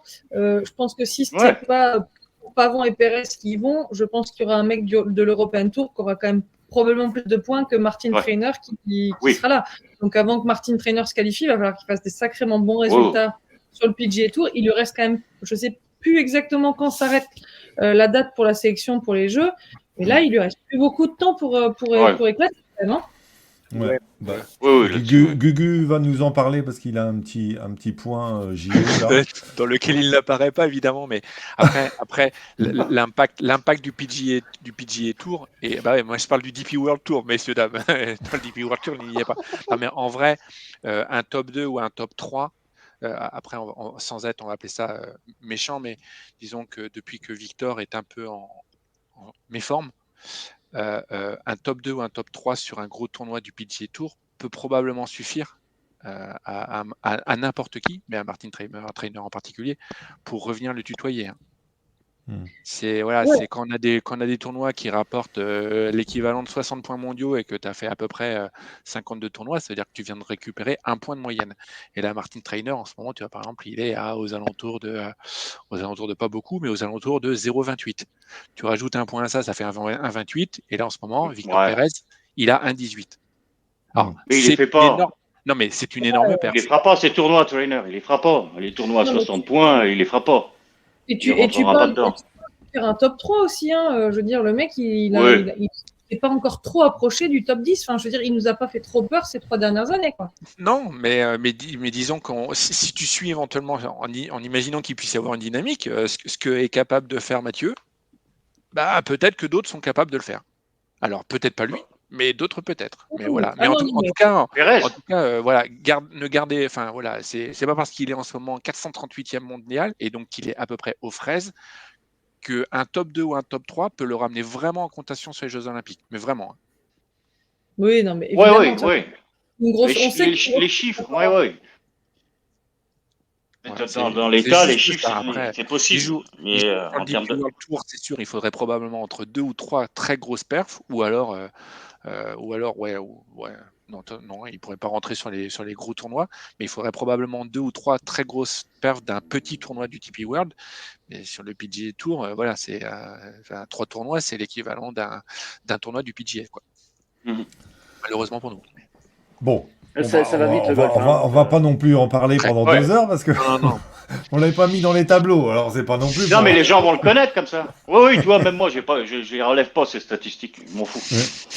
Ouais. Euh, allez, du coup, un petit point DP World Tour ici que je vais donc Gugu. Alors, globalement, ce qu'on peut dire, c'est que de mon point de vue, c'est très positif. On a grosso modo, bon, évidemment, 0 victoire, on a peu de top 3, mais on a, pour moi, on va appeler ça l'équivalent de, si je peux parler comme ça, d'une nouvelle génération. Le terme n'est peut-être pas bon, mais des Cousso, Lacroix et Ravetto qui sont plutôt très bien classés et qui font un début de saison plutôt performant. La quasi, on va dire, enfin voilà, on est sûr quasiment que Hugo et Frédéric ont quasiment déjà fait à peu près le nombre de points attendus pour conserver leur carte, d'accord? Comme d'hab, c'est à peu près à chaque fois soumis, on va appeler ça évalué à modification suivant qui se présente, etc. Mais aux alentours des 470 points, vous avez quasiment la certitude d'avoir votre carte. Donc ça veut dire que déjà, en gros, voilà, Hugo et Frédéric, en l'espace d'un petit trimestre ou un trimestre et demi, on va dire, ont déjà fait le travail nécessaire. On va juste rappeler pour ceux qui nous écoutent, parce que tout le monde oui, ne voit pas du coup à pardon, l'image, que Hugo est à 510 points c'est ça, et qu'il est 16e du classement de la Race de la to race, Dubaï. exactement. Frédéric Lacroix, lui, a 470 points. Pourtant, c'est celui qui a fait le plus de résultats, hein, parce qu'il a un top 3 et 2 top 10 C'est ça. par rapport aux autres. Mais sur des plus petits tournois, entre guillemets. Ouais, et puis Du de coup, temps en temps, une égalité peut changer pas mal de choses aussi sur le nombre de ouais. points acquis. Après, donc, il y a Antoine qui apparaît en 28e position. Donc là, a priori, si j'ai bien compris, vu que mon capitaine m'a lâchement abandonné, il a a priori une appendicite. Donc là, je vous avoue que je ne sais pas, on va appeler ça le temps de récupération nécessaire. Pour l'instant, en tout cas, il est encore indiqué comme présent pour la semaine prochaine ou pour Singapour. Donc, est-ce que c'est juste, on va appeler ça un oubli, on va appeler ça de forfait, ou s'il peut réussir à se remettre en si peu de temps, on va dire ça, de son opération, bah, on le verra. Et puis on a David Ravetto qui, on va dire ça, vient confirmer cette nouvelle génération à la 43e position. Après, on retrouve, on va appeler ça les habituels, donc on retrouve Romain Langas qui est 79e, mais après, voilà, tout ça se tient dans un mouchoir de poche où un petit top 10 peut faire gagner une cinquantaine de places. Et puis on retrouve assez proche, voilà, Mike Lorenzo Vera, Julien Guerrier, Jiwon Ko, Alexandre Lévy et Adrien Sadier aux alentours de la 90 centième place mondiale. Celui qui perso m'inquiète un petit peu, c'est juste Julien parce que je trouvais que l'année dernière, il Julien avait fait Bras. Julien Brun, qui avait fait une très bonne fin de saison, s'était qualifié pour le DP World et avait alors, je ne connais pas autant les statistiques, évidemment, que Mister Cyril, mais qui me semblait avoir un jeu assez posé.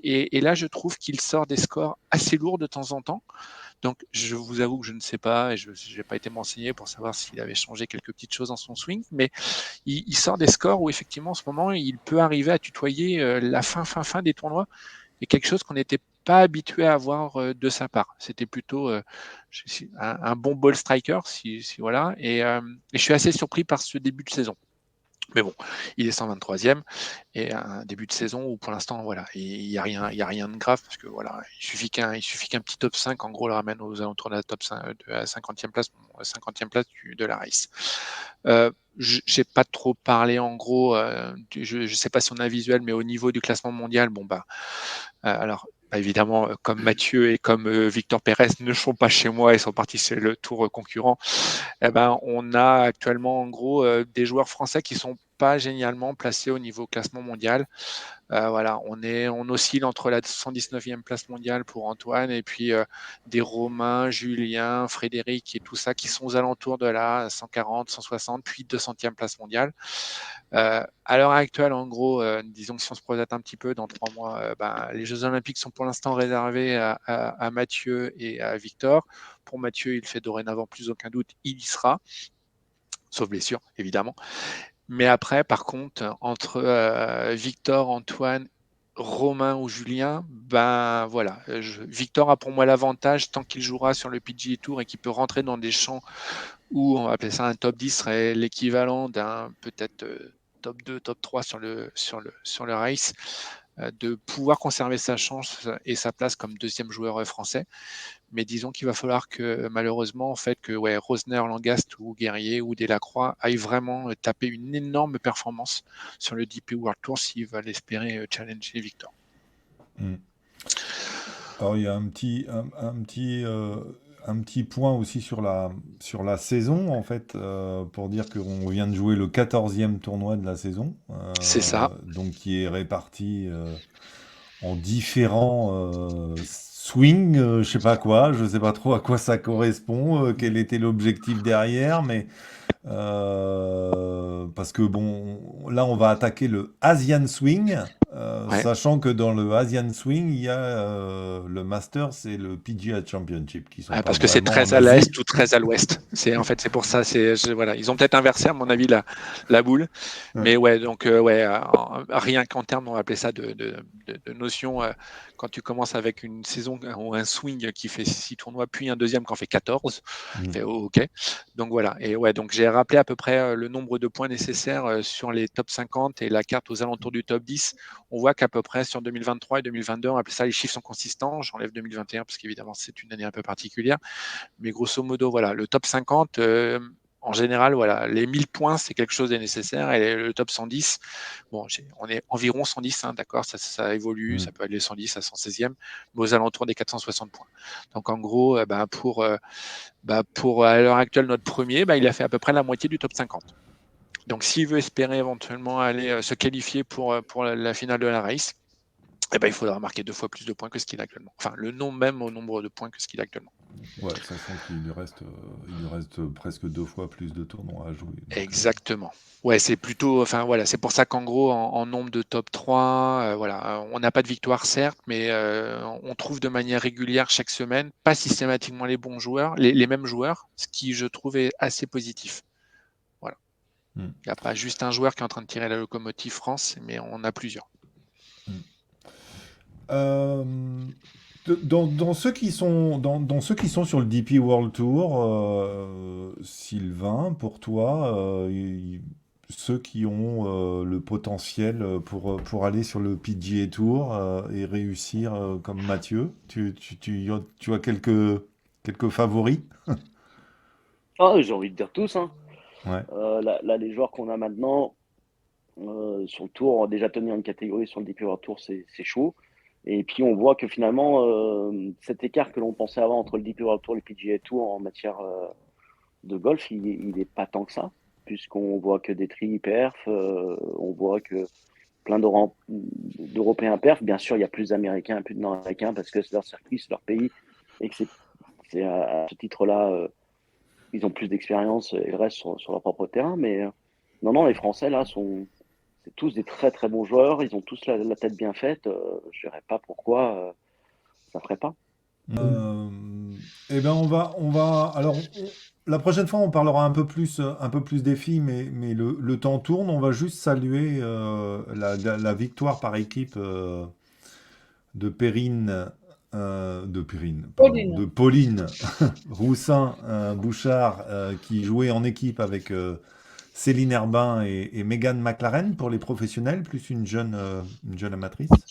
Elles ont gagné le Aramco Team Series à Tampa, un tournoi qu'avait déjà gagné Pauline l'année dernière par équipe. Donc bien, elle a décidé de revenir faire une saison à temps plein sur le Ladies European Tour pour essayer de retrouver la confiance et puis le goût de la victoire un peu qu'elle avait perdu du côté du LPGA. Donc, ben voilà, on l'a déjà une de plus aussi pour Céline Herbin, donc très bien pour elle. Après, je Et sais pas côté, si elles ont des valeurs de. Je sais pas si les victoires d'équipe ont une notion de victoire de tour. Parce que là, elles sont bah, quand même elles en sont fait considérées, si, quand même. Elles sont quand même considérées, je crois, dans enfin, dans le classement du LET, en fait, c'est considéré comme une victoire. Tu penses pas que c'est le classement individuel après, qui se termine le 3e jour, qui compte? Parce que ça me paraît très bizarre qu'ils fassent un classement des points sur un tournoi sur 2 tours. Je suis pas sûre, hein. Que le tournoi par Ben, équipe, c'est 2 tours, le tournoi individuel, Ouais. c'est 3 tours, et je serais très, très étonnée qu'ils mettent des points, ben, qu'il y ait un prize money. Oui, il y a un prize money apparemment énorme sur le truc équipe, et il y hmm, a en plus un prize money sur l'individuel, et je pense que les points, ils ne sont attribués que sur l'individuel. Et Pauline avait gagné, allez, en équipe a priori, oui, mais elle avait aussi gagné un tournoi en indiv. d'accord, donc ça doit être celui-là.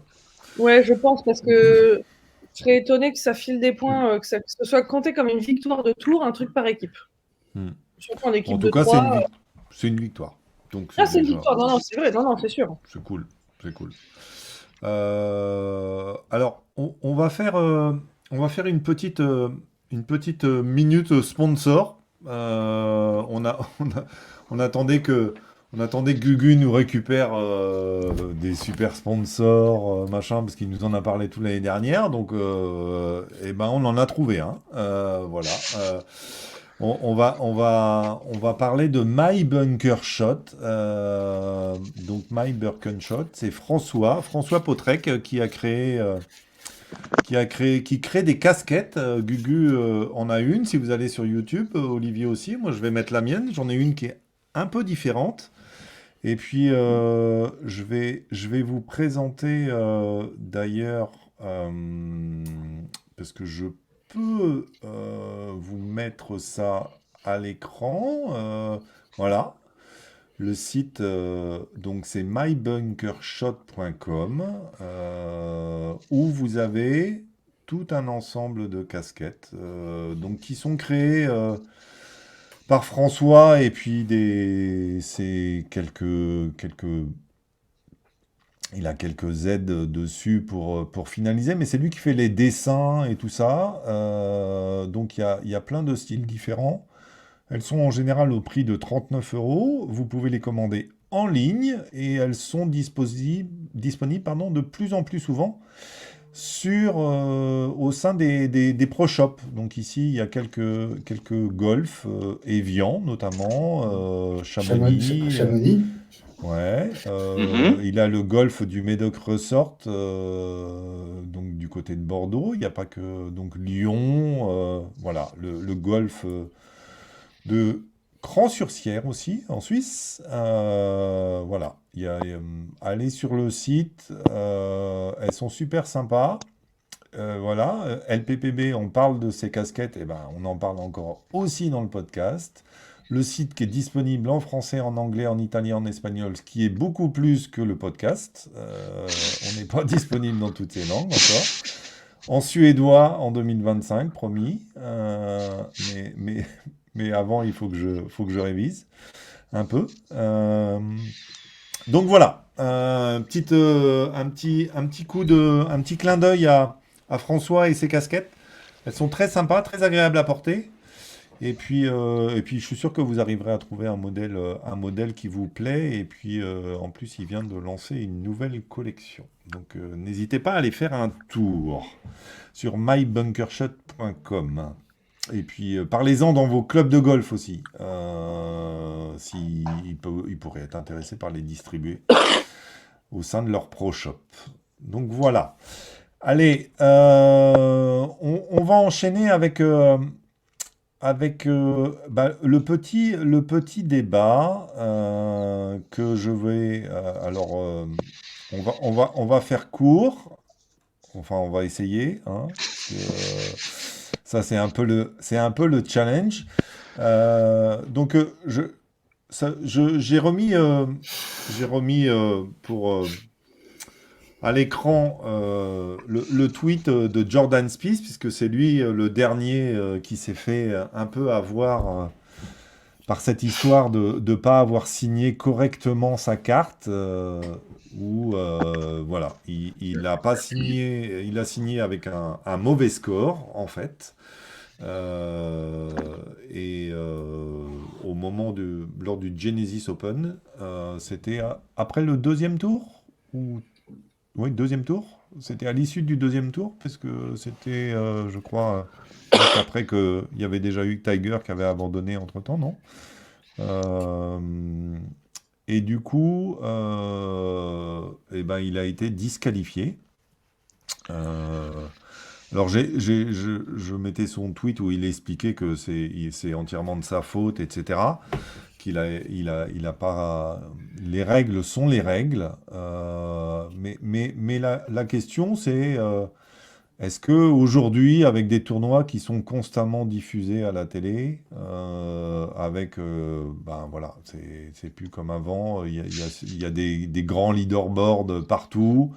Les scores sont en temps réel. Est-ce que ça a encore du sens pour vous que les pros doivent signer leurs cartes? Alors, on rappelle quand même, parce que je sais que j'ai eu des fois la question, les pros sont comme lors des compétitions amateurs, c'est-à-dire qu'ils échangent leurs cartes aussi.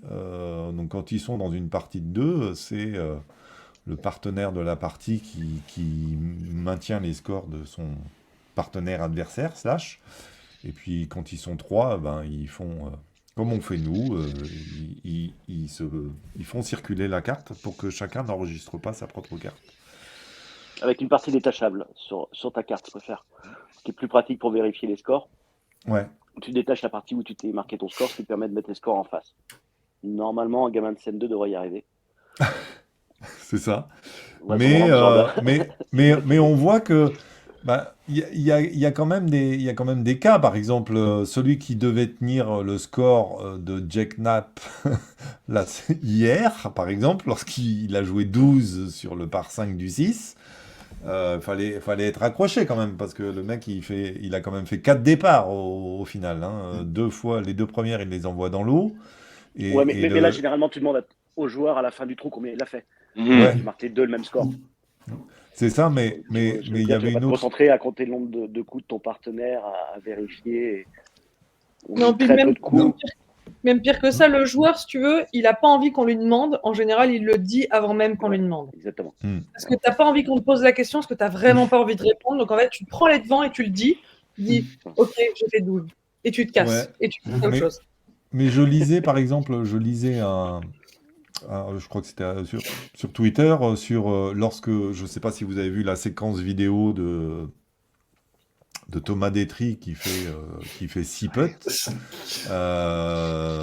donc qui pète les plombs au putting, en fait, carrément, hein, parce qu'il rate un premier putt, le deuxième de retour, il s'applique pas vraiment, il a un peu plus d'un mètre, elle fait virgule, il lui reste 20 cm, il la tape, elle ressort, enfin bon, bref.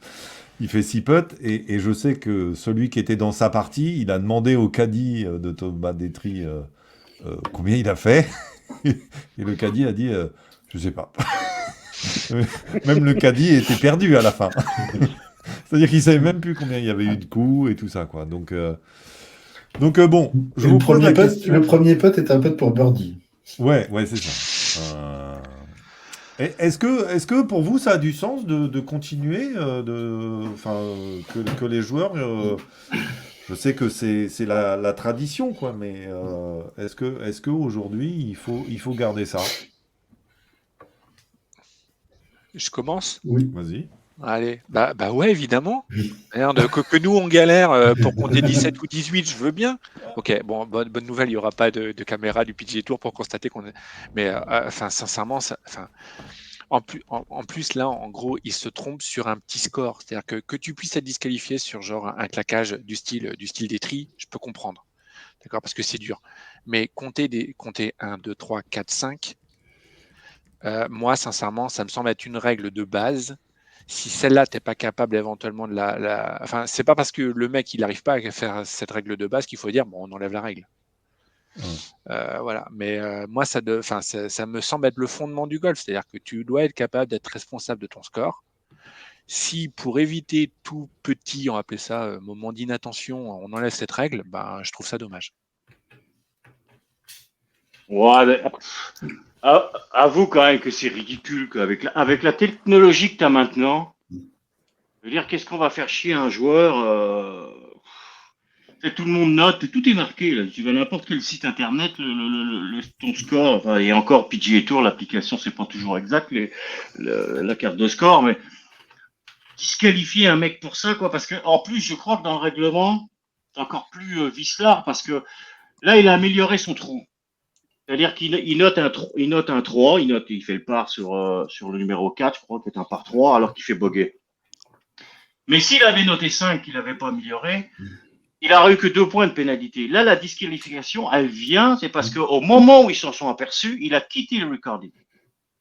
C'est juste ça. S'il est au recording, puis que le gars enregistre, parce que Spiff, il dit moi j'ai 3, qu'est-ce que tu as à ton écran, nanana. Si l'autre, tu dis oui, moi non, c'est pas ça que j'ai. Ils font la modif, il prend 2 points. Ouais, mais. Il n'est pas disqualifié. Mais il quitte le recording. Je ne sais pas pour quelle raison, il est pressé de partir. En tout cas, il n'a pas très bien joué, vraisemblablement. Mais fait que là, l'autre, il s'en rend compte après, les officiels, mais ça marche pas, là, ta carte n'est pas bonne, tac, disqualifié. Fait que c'est quand même sévère, quoi. Moi, je trouve que c'est sévère avec tous les moyens que tu as maintenant, la technologie, c'est traçable partout. Allez, de toute façon, il y a plein de règles qui sont un peu farfelues au golf, on le sait bien. Hein. Mais celle-ci, je pense que c'en est une. Moi, je crois que c'est pas les autres que vous en pensez, mais. C'est plus un problème de règle parce que le fait est que si tu améliores ton score, alors je ne savais pas en l'occurrence que tu prenais des coups de pénalité. Pour moi, la règle, c'était si tu améliores ton score et que tu sors de la ligne, parce que en fait, c'est tellement. Enfin, je veux dire, c'est quand même assez bien fait. Je ne sais pas comment ça se passe sur l'European Tour, sur le DP World Tour, le PGA Tour, mais nous, sur le LED, il y avait carrément une ligne. Si tu dépassais la ligne du recording ou si tu sortais de la pièce, t'étais dehors, t'étais plus considéré comme au recording, donc c'est que ton score, tu le validais, tu acceptais la carte que tu avais. Exactement. Donc, à partir du moment où tu sortais, c'est que tu es validé, que tu étais d'accord. Et si tu revenais, parce que moi, ça m'est arrivé, je me suis fait disqualifier comme ça, je me suis rendu compte en regardant le live scoring que ma carte, enfin mon score ne correspondait pas à ce que j'avais fait. Je suis retournée au recording 10 minutes après et on m'a dit, c'est trop tard, vous êtes sorti, vous êtes disqualifié. Parce que ma carte était améliorée d'un coup. Si par contre, effectivement, tu as un coup de plus, moi, mon souvenir, c'est pas qu'il y avait un coup de pénalité, c'est qu'on te laissait le coup que tu avais en plus. Alors, ça a peut-être changé entre-temps, mais parce que j'ai eu le coup aussi. Marion, elle les a toutes C'est bien faites. ce petit débat, on a des exemples. Marion, elle a dit, moi, il y a des règles, je vais toutes les tester. Voilà. Alors, je vais vous je dire. crois que Victor Luce s'est mais- éliminé en ayant un coup de moins inscrit et il se fait éliminer du tournoi. De mémoire à c'est ça, Majorque. Non, mais il n'y a pas de bonification ou pas de bonification. Tu as signé une mauvaise carte, c'est normalement fin du tournoi. Pour moi, hein. Encore une fois, je ne suis pas arbitre. Non, si tu signes une mauvaise carte, mais que tu fais désavantager, tu n'es pas disqualifié. Par contre, on ne t'enlève pas le point que tu t'es rajouté. C'est seulement si tu améliores ton score que tu es disqualifié. Si tu améliores ton score, on estime, ça doit être de l'estimation que c'est de la triche, donc on ne te l'enlève pas. Ce que je trouve débile, puisque si tu reviens après, bon, c'est peut-être là la règle, à la rigueur, on devrait laisser le joueur et mettre 2 points de pénalité parce que tu es sorti du recording et que tu n'as pas bien vérifié. On devrait te dire, ok, bon, tu as au moins eu l'honnêteté de revenir, tu n'es pas disqualifié, on te file 2 points. Parce que finalement, cette règle-là, elle incite les gens à fermer leur gueule et à laisser le truc courir comme ça. Alors, chez les pros, ça risque pas de faire grand-chose, mais chez les amateurs, c'est un peu ce qui pourrait se passer. Et les amateurs, ils vont dire, personne ne va se rendre compte, moi je vais rien dire, et puis ce sera très bien comme ça m'évite d'être disqualifié. Bon, c'est un peu, après, on fait tous avec notre conscience, mais moi je pense que c'est la règle qui est plutôt un peu idiote. On devrait sanctionner le mec qui s'est trompé en sortant du recording. On lui file 1 ou 2 coups de pénalité, voilà, mais au moins qu'on lui laisse l'opportunité de continuer son tournoi, parce que là, en l'occurrence, Spieth, il était quand même pas trop mal parti, et même avec 2 coups de pénalité, il aurait tenté le tournoi. Enfin bon, après, c'est un peu idiot, mais... Moi, j'ai eu le coup 2 fois quand je me suis pris 1 point de plus parce que la fille qui avait noté ma carte de score, elle s'était trompée sur 6 trous et j'en avais repéré que 5. Voilà. Donc en fait, je sais pas quel score elle avait noté, mais a priori, c'était pas le mien. Donc elle avait fait des conneries partout et il y a un trou que j'avais pas vu. Et la deuxième fois, c'est que j'ai joué à un tournoi mixte et que le mec me dit « Ah bah non, nous on vérifie pas les cartes, ils annonçaient pas les scores. » Donc j'ai dit « Ok, moi petite joueuse, je ferme ma gueule et puis je me dis je fais comme les grands. » Et puis en fait, il avait pas vu que sur un trou j'avais raté un petit putt et il avait mis 4 au lieu de 5 et puis au revoir, j'ai pas fini le tournoi. Donc ça m'a bien servi de leçon, ça m'est plus jamais arrivé. Ouais. Mais non, mais les mecs doivent être responsables quand même de leur score. Non, Je mais pense- est-ce que tu pourrais pas... Parce que là, je comprends, il y a un échange entre les joueurs, mais le panneau, le mec est au recording, il a le leaderboard, quoi. Il a les scores. Donc il pourrait très bien dire, écoute, moi je suis pas au même total, quoi. Moi j'ai pas la même chose. Enfin, tu vois, t'as un peu l'impression que, en gros, le mec il enregistre la carte de score, il sait qu'il s'est trompé, quoi. Enfin, Après, il le voit tout de suite, parce que c'est à l'écran. Ouais, après, il y a des tournois où les mecs le font en fonction du leaderboard. Est-ce que tu as joué 67? Ouais, j'ai joué 60. Ah non, en fait, j'ai fait 68. Bon, on corrige. Bon, chaque tournoi est un peu différent. Nous, on a tout eu. Après, à un moment, tu as la carte de score, tu signes. Si tu es d'accord avec le partenaire et que tu as vérifié, logiquement. Le pire, c'est que alors je sais pas si Spice, c'est son cas, mais il y a plein de joueurs qui vont avec leur cadet au recording, quoi. Bah oui. Il y a plein de joueurs qui vont avec le cadet au recording. Moi, j'ai vu ça sur le LPGA. Il y a quasiment. Alors, moi, je voulais pas qu'ils n'y viennent avec mon recording parce que je me dis, c'est quand même ma responsabilité. Il y a plein de cadets qui vont avec les joueuses. Je me dis, merde, alors, je sais pas si c'est son cas à lui, mais ça veut dire que tu es à 2 à te planter, ça fait chier quand même, quoi. Sylvain, toi, tu comptais les coups de tes joueurs? Alors moi j'ai eu plusieurs trucs, c'est qu'on avait des statistiques aussi à rentrer pour un moment du DP World Tour, quand on n'avait pas le personnel qui marquait les balles avec les radars là. Donc là tu fais tout, hein. Tu mets carrément le club que le joueur a joué, la distance, de quelle lie, il y a des abréviations, ça te rajoute juste un tout petit peu de boulot déjà, c'était déjà compliqué. Un peu de charge mentale. Ouais, un peu de charge mentale, le truc, tu te dis je vais le faire dans 3 trous quand j'aurai le temps, puis après tu te retrouves à faire tous les trous de mémoire avec ce que tu as dans ton carnet, avec tes notes brillamment prises. Pour revenir un petit peu plutôt à ce débat-là, c'est que non, c'est la responsabilité du joueur. Il a une carte, elle est bien faite en plus, je te dis, tu as ce truc que tu détaches en bas, tu le mets en face du score que ton joueur t'a marqué dessus, c'est hyper simple à vérifier, je vois pas où est... et ça fait partie intégrante, encore une fois, de ce petit théâtre. Pour moi, le job, il est fini quand on a signé la carte. Et voilà, c'est partie intégrante de ce jeu-là. Le fait de marquer ton score, c'est encore un petit rappel de, tiens, c'est un jeu d'anglais, donc toutes les diversions mentales sont là pour prendre part. Je vois pas où est le problème. Et c'est une grosse faute d'inattention du joueur. Alors après, la plupart du temps, quand on a des joueurs issus du tournoi, c'est souvent que ils jouaient pas bien et à la fin, vas-y, je signe n'importe quoi, je signe debout sur la table, là, je déborde des bières. Mais là, c'est plutôt rare. En plus, un joueur comme Jordan Spieth, tu me dis qu'il était. C'est la question que j'ai posée parce que je n'ai pas suivi le moment où c'est arrivé. Je savais pas s'il était bien ou pas, mais généralement, c'est plutôt un mec qui manque le cut et qui dit c'est bon pour moi, quoi. Sinon, c'est non, là, je crois qu'il était top 10. Hein. Ouais. Oui, j'ai plus en tête exactement. J'ai un doute sur le 2e ou 3e tour, mais c'était. Ah non, il était lourde. Sanction hyper lourde. Après, je comprends aussi le fait qu'aujourd'hui, on a la technologie. Comme je t'ai dit, nous, on a des gens qui sont donc le long des fairways et qui viennent relever. C'est ce qui nous permet d'avoir les graphiques sur les différentes applications de où est-ce qu'en est le joueur. On a un mec qui vient avec un mât et qui pose sur la table, un mec au green, un mec au départ, compte le nombre de balles qui a été mise, ils la mettent en provisoire, etc.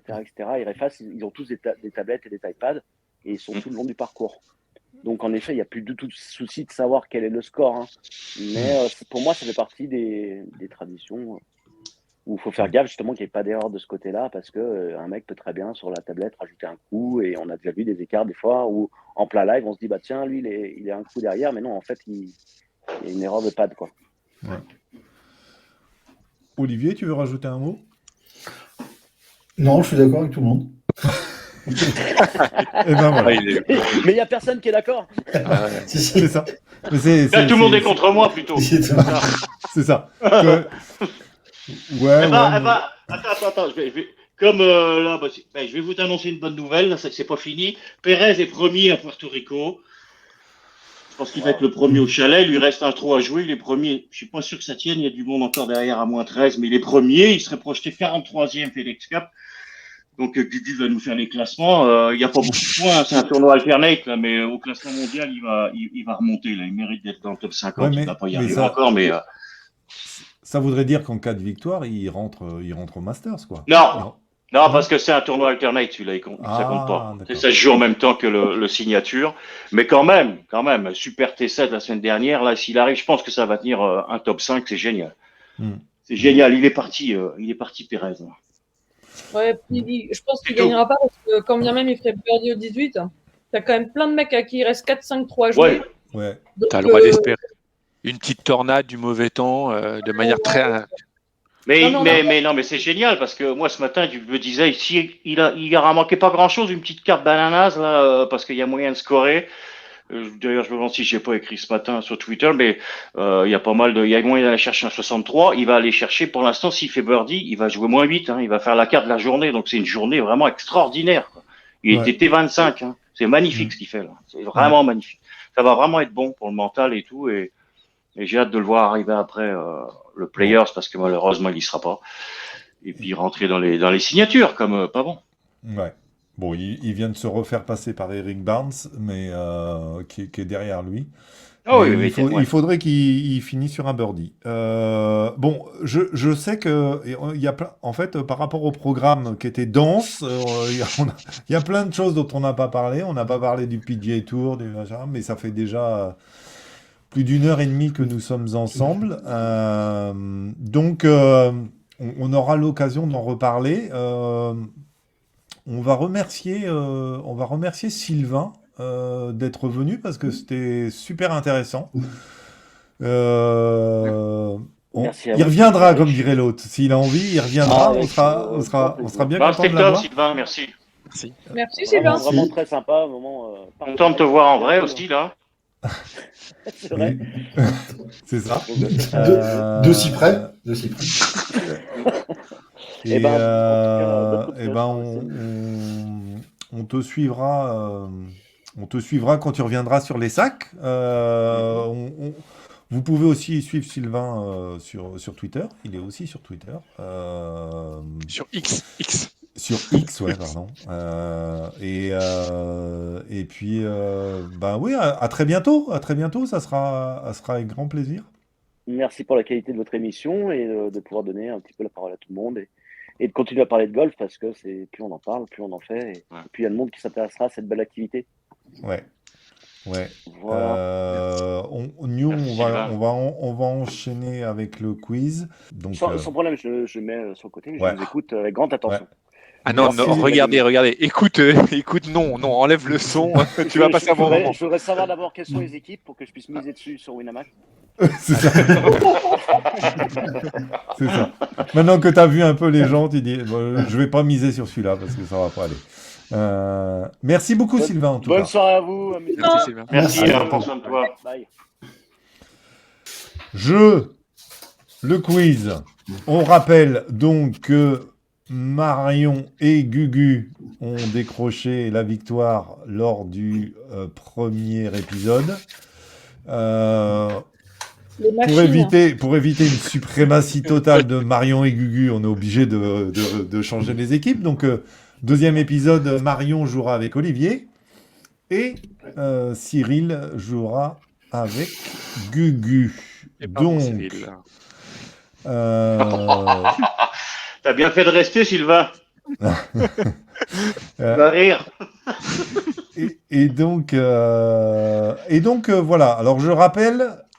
La semaine prochaine, c'est The Players, donc spécial The Players. Oh là là. Question 1, 1 point plus 1 point de bonus.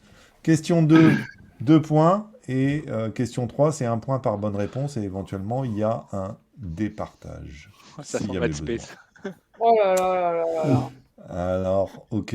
Olivier, j'espère que tes réponses sont affûtées parce que là, c'est pas mon truc. Moi, je me dis que le tirage au sort a fait bien les choses. Ouais. J'ai l'impression. Allez. Voilà. Donc, Gugu, Cyril. Alors, première question. Première C'est les question. faciles, c'est pour nous. Alors, honneur Aux dames. aux dames, hein, à la dame. Donc, Marion et Olivier, la première question. Quel a été le premier vainqueur du Players?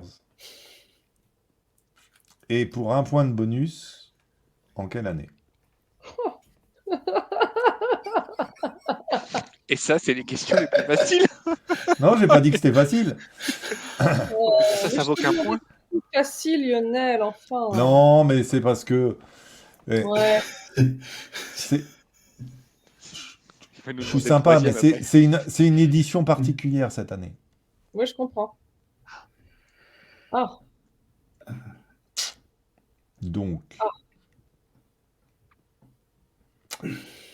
Donc voilà. Alors le vainqueur, c'est celui qui a gagné. Je vous donne un indice. C'est celui qui a gagné le plus de fois le Players. bon. Olivier, ça va être soit Arnold Palmer, soit Gary Nikos. Player, ça. Ou soit Nikos. Ah oui, Nikos, ah ouais, poire. Ouais, mais alors, ouais, t'as raison. Bon, allez, je te Ou laisse, c'est- je te ou fais c'est- confiance. Ou c'est encore plus vieux. Ouais, mais avec son indice de c'est une année particulière, ça doit quand même être un des gros de cette génération, quoi. Ouais, mais je pense que c'est plus vieux. Je sais pas, je dirais plus vieux encore. Oh. Ouais, je te laisse. Allez. Je te laisse. Moi, je Vas-y. tenterais Réponse. Ben Hogan. Non. C'est Jack Nicklaus.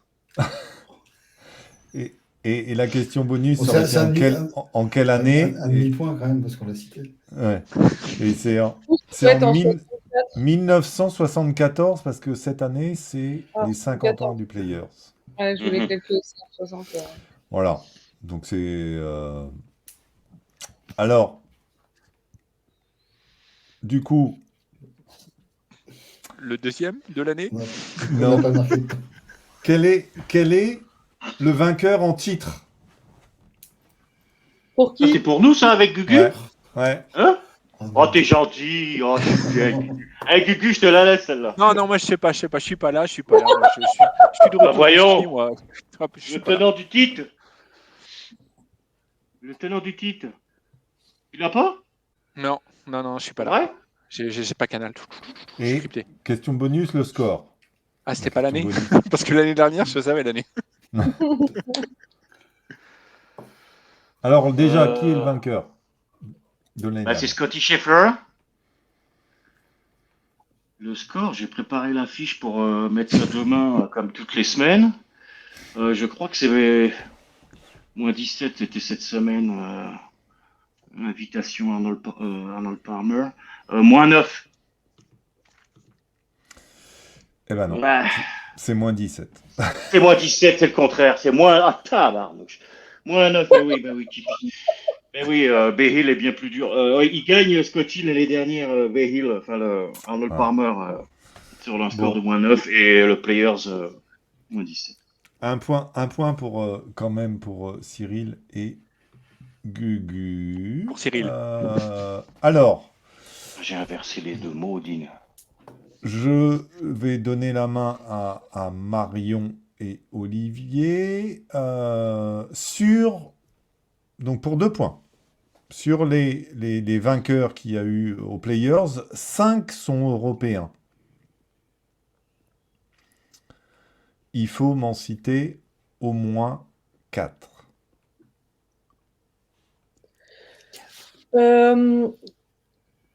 Comment il s'appelle celui qui s'énerve tout le temps là? Qui vient de passer Il est sur le parti livre? sur le livre. Ouais. John Ram. Non, l'anglais qui s'énerve tout le temps, qui éclate des boules de départ. Il est dans sa même équipe, Legend 13. Allez, je t'aide. Tyrrell Hatton. Tyrrell Hatton, voilà, c'est ça, merci. Un Donc, demi-point lui, pour nous. je Donc lui, il l'a gagné. Je pense que c'est d'ailleurs le dernier Européen à l'avoir gagné. Il n'est pas dedans. Non, Non, Il a pas gagné? non. Il fait deuxième derrière Scheffler l'année dernière. C'est Ah, pour ça que putain, tu l'as en tête. il avait gagné. je pense que le dernier, c'est Ram. Ouais. Non, non. Non? Bon, deux. Il faut m'en citer deux. Je vais diminuer, pas quatre, deux.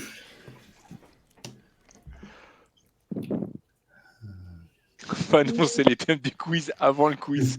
Ça nous laisse le temps de réviser. Ouais, je sais pas. Ballesteros, il l'a joué ou pas? Bon, il a On va aller chercher loin dans les années 80, comme ça au moins. Bon, t'as raison, hein. Je sais pas. T'as raison. Oh, je viens de voir la réponse. Sylvain, il m'a soufflé une réponse à l'oreille, mais je peux pas le dire. Je l'aurais pas trouvé. C'est gentil, Sylvain, de nous aider, mais on est mauvais. Non, Non. par contre, que Justin Rose, il l'aurait pas gagné une fois. Moi, j'ai l'impression qu'il y a un Anglais qui l'a gagné, ce tournoi-là. Mais je croyais que c'était tiré à la tonne, mais du coup, c'était pas bon.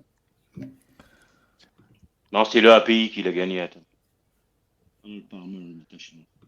Ah oui, c'est ça. Bah, oui, c'est pour ça que je me trompe, parce que c'est à la même Les période. mélans, ouais, c'est ça. On mélange tous les deux, c'est ça. Hein. Alors, Non, allez. deux, non. Non? Allez, bah, t'as dit comment il s'appelle Ballesteros. Allez, on tente. Alors, il y avait un Espagnol, mais c'était pas Ballesteros. C'était Oui, on a vu. Sergio Ah oui, mais Garcia. vous pouvez pas le dire, ça. Ça nous a Sergio. été soufflé. Ah, d'accord. Un Suédois aussi, Henrik Stenson, qui l'a gagné l'année Ok. d'après. Vous avez Martin Keimer. Et le dernier en date, c'est Rory McIlroy, Rory le dernier européen, qui l'a gagné. Et le cinquième, c'était Sandy Lai. Donc c'était plus vieux, mais bon, je pensais que Rory, vous vous en souviendriez. Et puis, Ouais, mais Marion, tu avais raison de chercher sur le livre. Ouais. C'était pas le bon, mais il y en avait quand même trois. Il y en avait trois. Aïe. Bon, je pensais que c'était plus facile de vous donner les Européens. Ça sera pour Cyril et Gugu, ça sera les internationaux. Ils ont 10 vainqueurs à 10 reprises, les internationaux. Et normalement, c'est 4. Vous donnez les 10? Non. Alors non, c'est proportionnel. Nous, il y en avait 5, tu nous as demandé 4. Il y en a 10, tu en veux 8. Non, mais comme j'ai ramené à 2, on va leur laisser 4. Parce que je vous avais d'accord. redescendu à 2. Bon, d'accord. Je suis pas très bonne négociatrice, Olivier, t'as vu? C'est bon, Gugu? Moi, je les ai. Je les ai, les Australiens jouent toujours bien là-haut. Ben, moi, je t'avoue. Allez, Vas-y, ça Gugu. compte pas, on discute. Laisse Gugu, on dira. Laisse Gugu passer pour un nul et puis on va faire. Moi, j'aurais bien vu éventuellement genre quelques Sudaf, mais je suis donc on est totalement sûr du fait que je suis pas sûr, hein, d'accord. Mais j'aurais bien vu un Oosthuizen, mais je suis pas sûr. Non. Et j'aurais hein. Voilà. Non, de toute façon, t'inquiète pas, j'enlève les mauvais.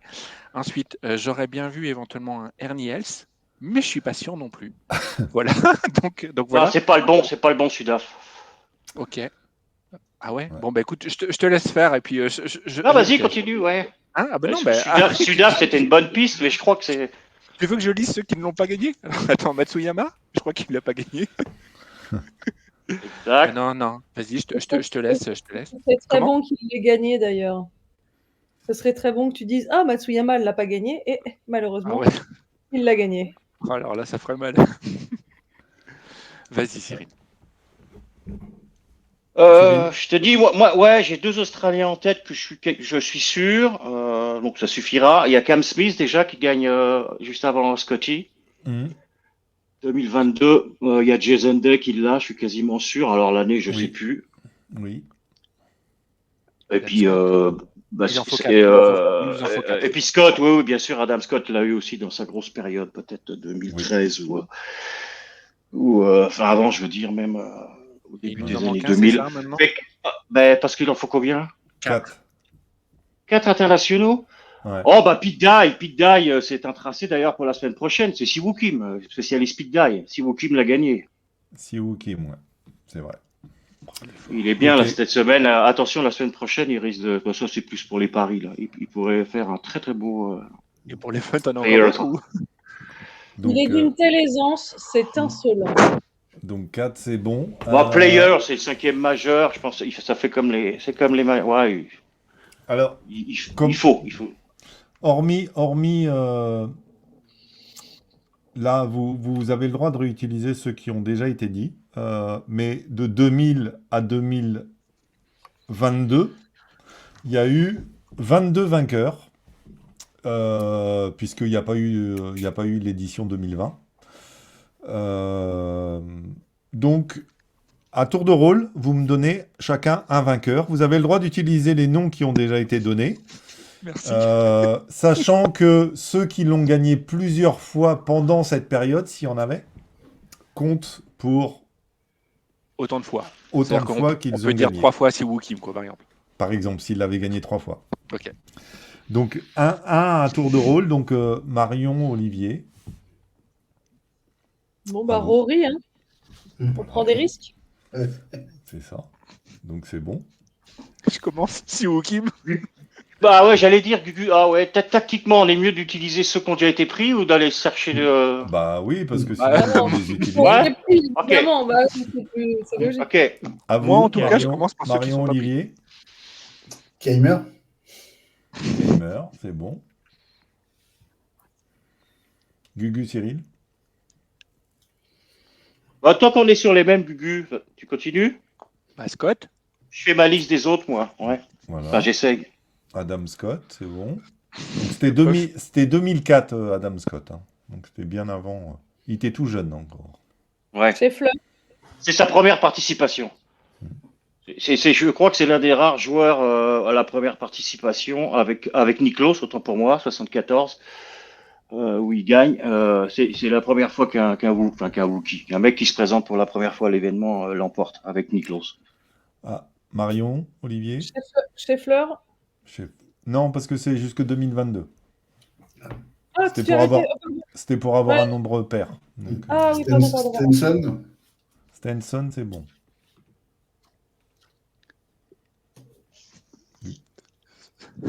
Je crois que- T'as oublié? Attends, Jason attends. Day. Ah, mais- Jason Day. Oh, putain. Je suis fatigué, les enfants. Je suis fatigué. Ouais, Cam Smith. c'est bon. Bon, bah, moi, je suis plus Bah, là. on les a Sandy- fait, je crois. On Sandy les a Lyle, fait. il a dit tout à l'heure, c'est ça, a priori? Non, parce que c'était avant Ah 2000. non, C'est avant, 2022. c'est Ah ouais, avant 2000. 2000, T'as raison, t'as raison. Et Non, il je en pense reste, on les a fait. il en reste un qui a pas, Ouais, Sergio qui a été Garcia. dit déjà. Sergio Garcia. Donc mais c'était pas à vous. Si, si, Ce qui c'est vient de Cam. dire. Non, si. c'est à nous, si. Ah Elle a d'accord. dit que... Ah je oui, crois Cam Ils ont dit Smith, Cam pardon. Smith. Ouais, autant pour moi. Pas de problème. Donc, à vous, Marion, Olivier. Bon. Est-ce Tiger. qu'on prend un risque avec Tiger Woods? Tiger Woods, c'est bon. Normalement. Il en a plusieurs, ouais, deux. Bah, nous, on va y aller à reculons de l'ordre chronologique. Là, donc, on a dit Scheffler, Smith. Avant ça, c'était Justin Thomas. Justin Un très beau Thomas, gagnant, d'ailleurs. C'est Très, bon. très beau Players 2021. Marion, Olivier. Si tu veux, Olivier, vas-y, sinon j'y vais. Hein. Vas-y. Moi, je redis Tiger. T'as dit qu'on avait le droit de les dire 2 fois s'ils avaient gagné 2 fois. Exactement. Tiger a gagné en 2001 et en 2013. À nous? Ouais, Mickelson, on a un. oui. C'est bon. Oh, bah oui, lui, bien sûr, mais oui. Marion, Olivier. Non, Il y a je encore quelques noms que vous pouvez sortir. réfléchis. Le chapeau. Ouais. Dans les années, ça fait pas si longtemps que ça, et puis ça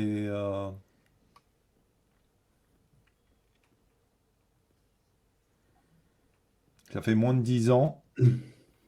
Il a regagné il n'y a pas longtemps, Allez, pour le plaisir de tout le monde. je vais rajouter Sylvain qui va être votre joker. Joker, est-ce que tu as un nom? Est-ce que tu as un nom pour Marion et Olivier? Sylvain? Non? Ah, il a écrit Tiger. Déjà, Il a été dit, Tiger. T'as le droit de parler, Sylvain, si tu veux ou si tu peux. Ouais, t'es passé en live. Ah, excuse-moi, sur un live, j'étais en train d'écrire. Tiger. Ouais. Non, On l'a il déjà a dit. été dit Tiger en fait. Ah bah d'accord, le mec il suit vachement bien quoi. Bah Sergio Garcia. On Il a l'a été dit dit aussi. aussi. Ah Non, bon, est-ce bah, je retourne à la douche. Hein.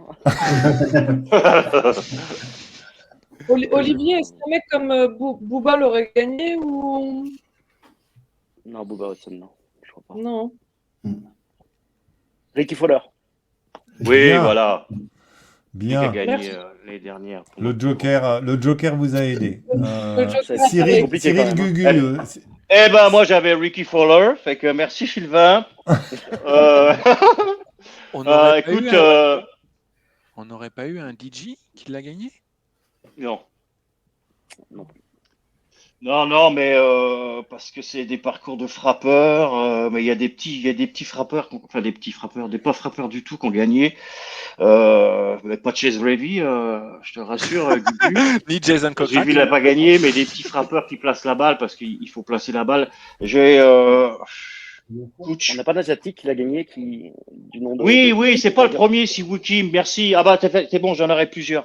Merci. KJ Choi, il a gagné parce que si Wukim, c'était pas le premier à l'avoir gagné en coréen. Oui, mais KJ c'était Choi. peut-être un petit, là. KJ Choi, il a gagné. Ça, c'est aussi un petit frappeur un petit ball striker là, qui a gagné ce Players. C'est bon? C'est vrai. Hein? Yo, c'est bon? Est-ce que vous en avez un, Marion Olivier? Mm-mm. Non? Je pense qu'on a dit assez de bêtises comme ça. Hein. Ouais, oui, oui. Sylvain, t'as un nom, toi? Non, là, comme ça, je vois pas. Bon, de toute façon. Moi, j'en ai encore deux. Vas-y. J'en donne un.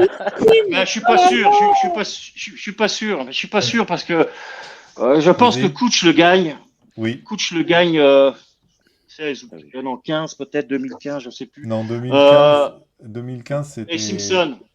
Je confonds les deux. Et Et Webb Simpson. Oui. Webb Simpson, sûr, oui. Et il restait. 2015, Webb Simpson? Non, c'est Non, c'était frais, ça, Ricky, il y a pas longtemps. Ricky Fowler en 2015. Ah oui. Euh, Mais c'est plus récent, Simpson, t'as raison. C'est au moins 17 Non. ou 18. En tout cas, après, je sais plus. Webb Simpson, c'est en 2018 et Matt 18. Kuchar, c'est en 2012. Donc, et KJ Choi, c'est en 2011. Ouais. Je vais finir la liste. Il restait donc Al Sutton, Craig Perks, un Australien, David Love Il y a un Canadien. the Third, Funk, Stephen Ames, le Canadien. Ah oui, il y a un Canadien, c'est ça qui lui semblait. Eh oui. Et Tim Clark, un Sud-Africain. Voilà. Eh bien, Gugu remporte une deuxième saison, une deuxième victoire. Bon, je pense que 2024 est décidément une année très particulière. Gugu a déjà 2 victoires. Eh bien, on va se quitter là, les amis. Encore merci Sylvain d'être revenu et d'être resté jusqu'au bout. Merci, ouais.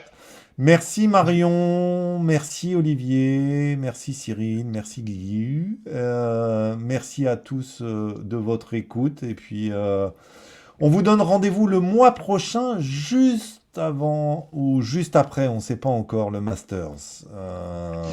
Voilà. À très bientôt. Bonne À soirée. bientôt. Salut. Bye la gang. À bientôt. Au revoir.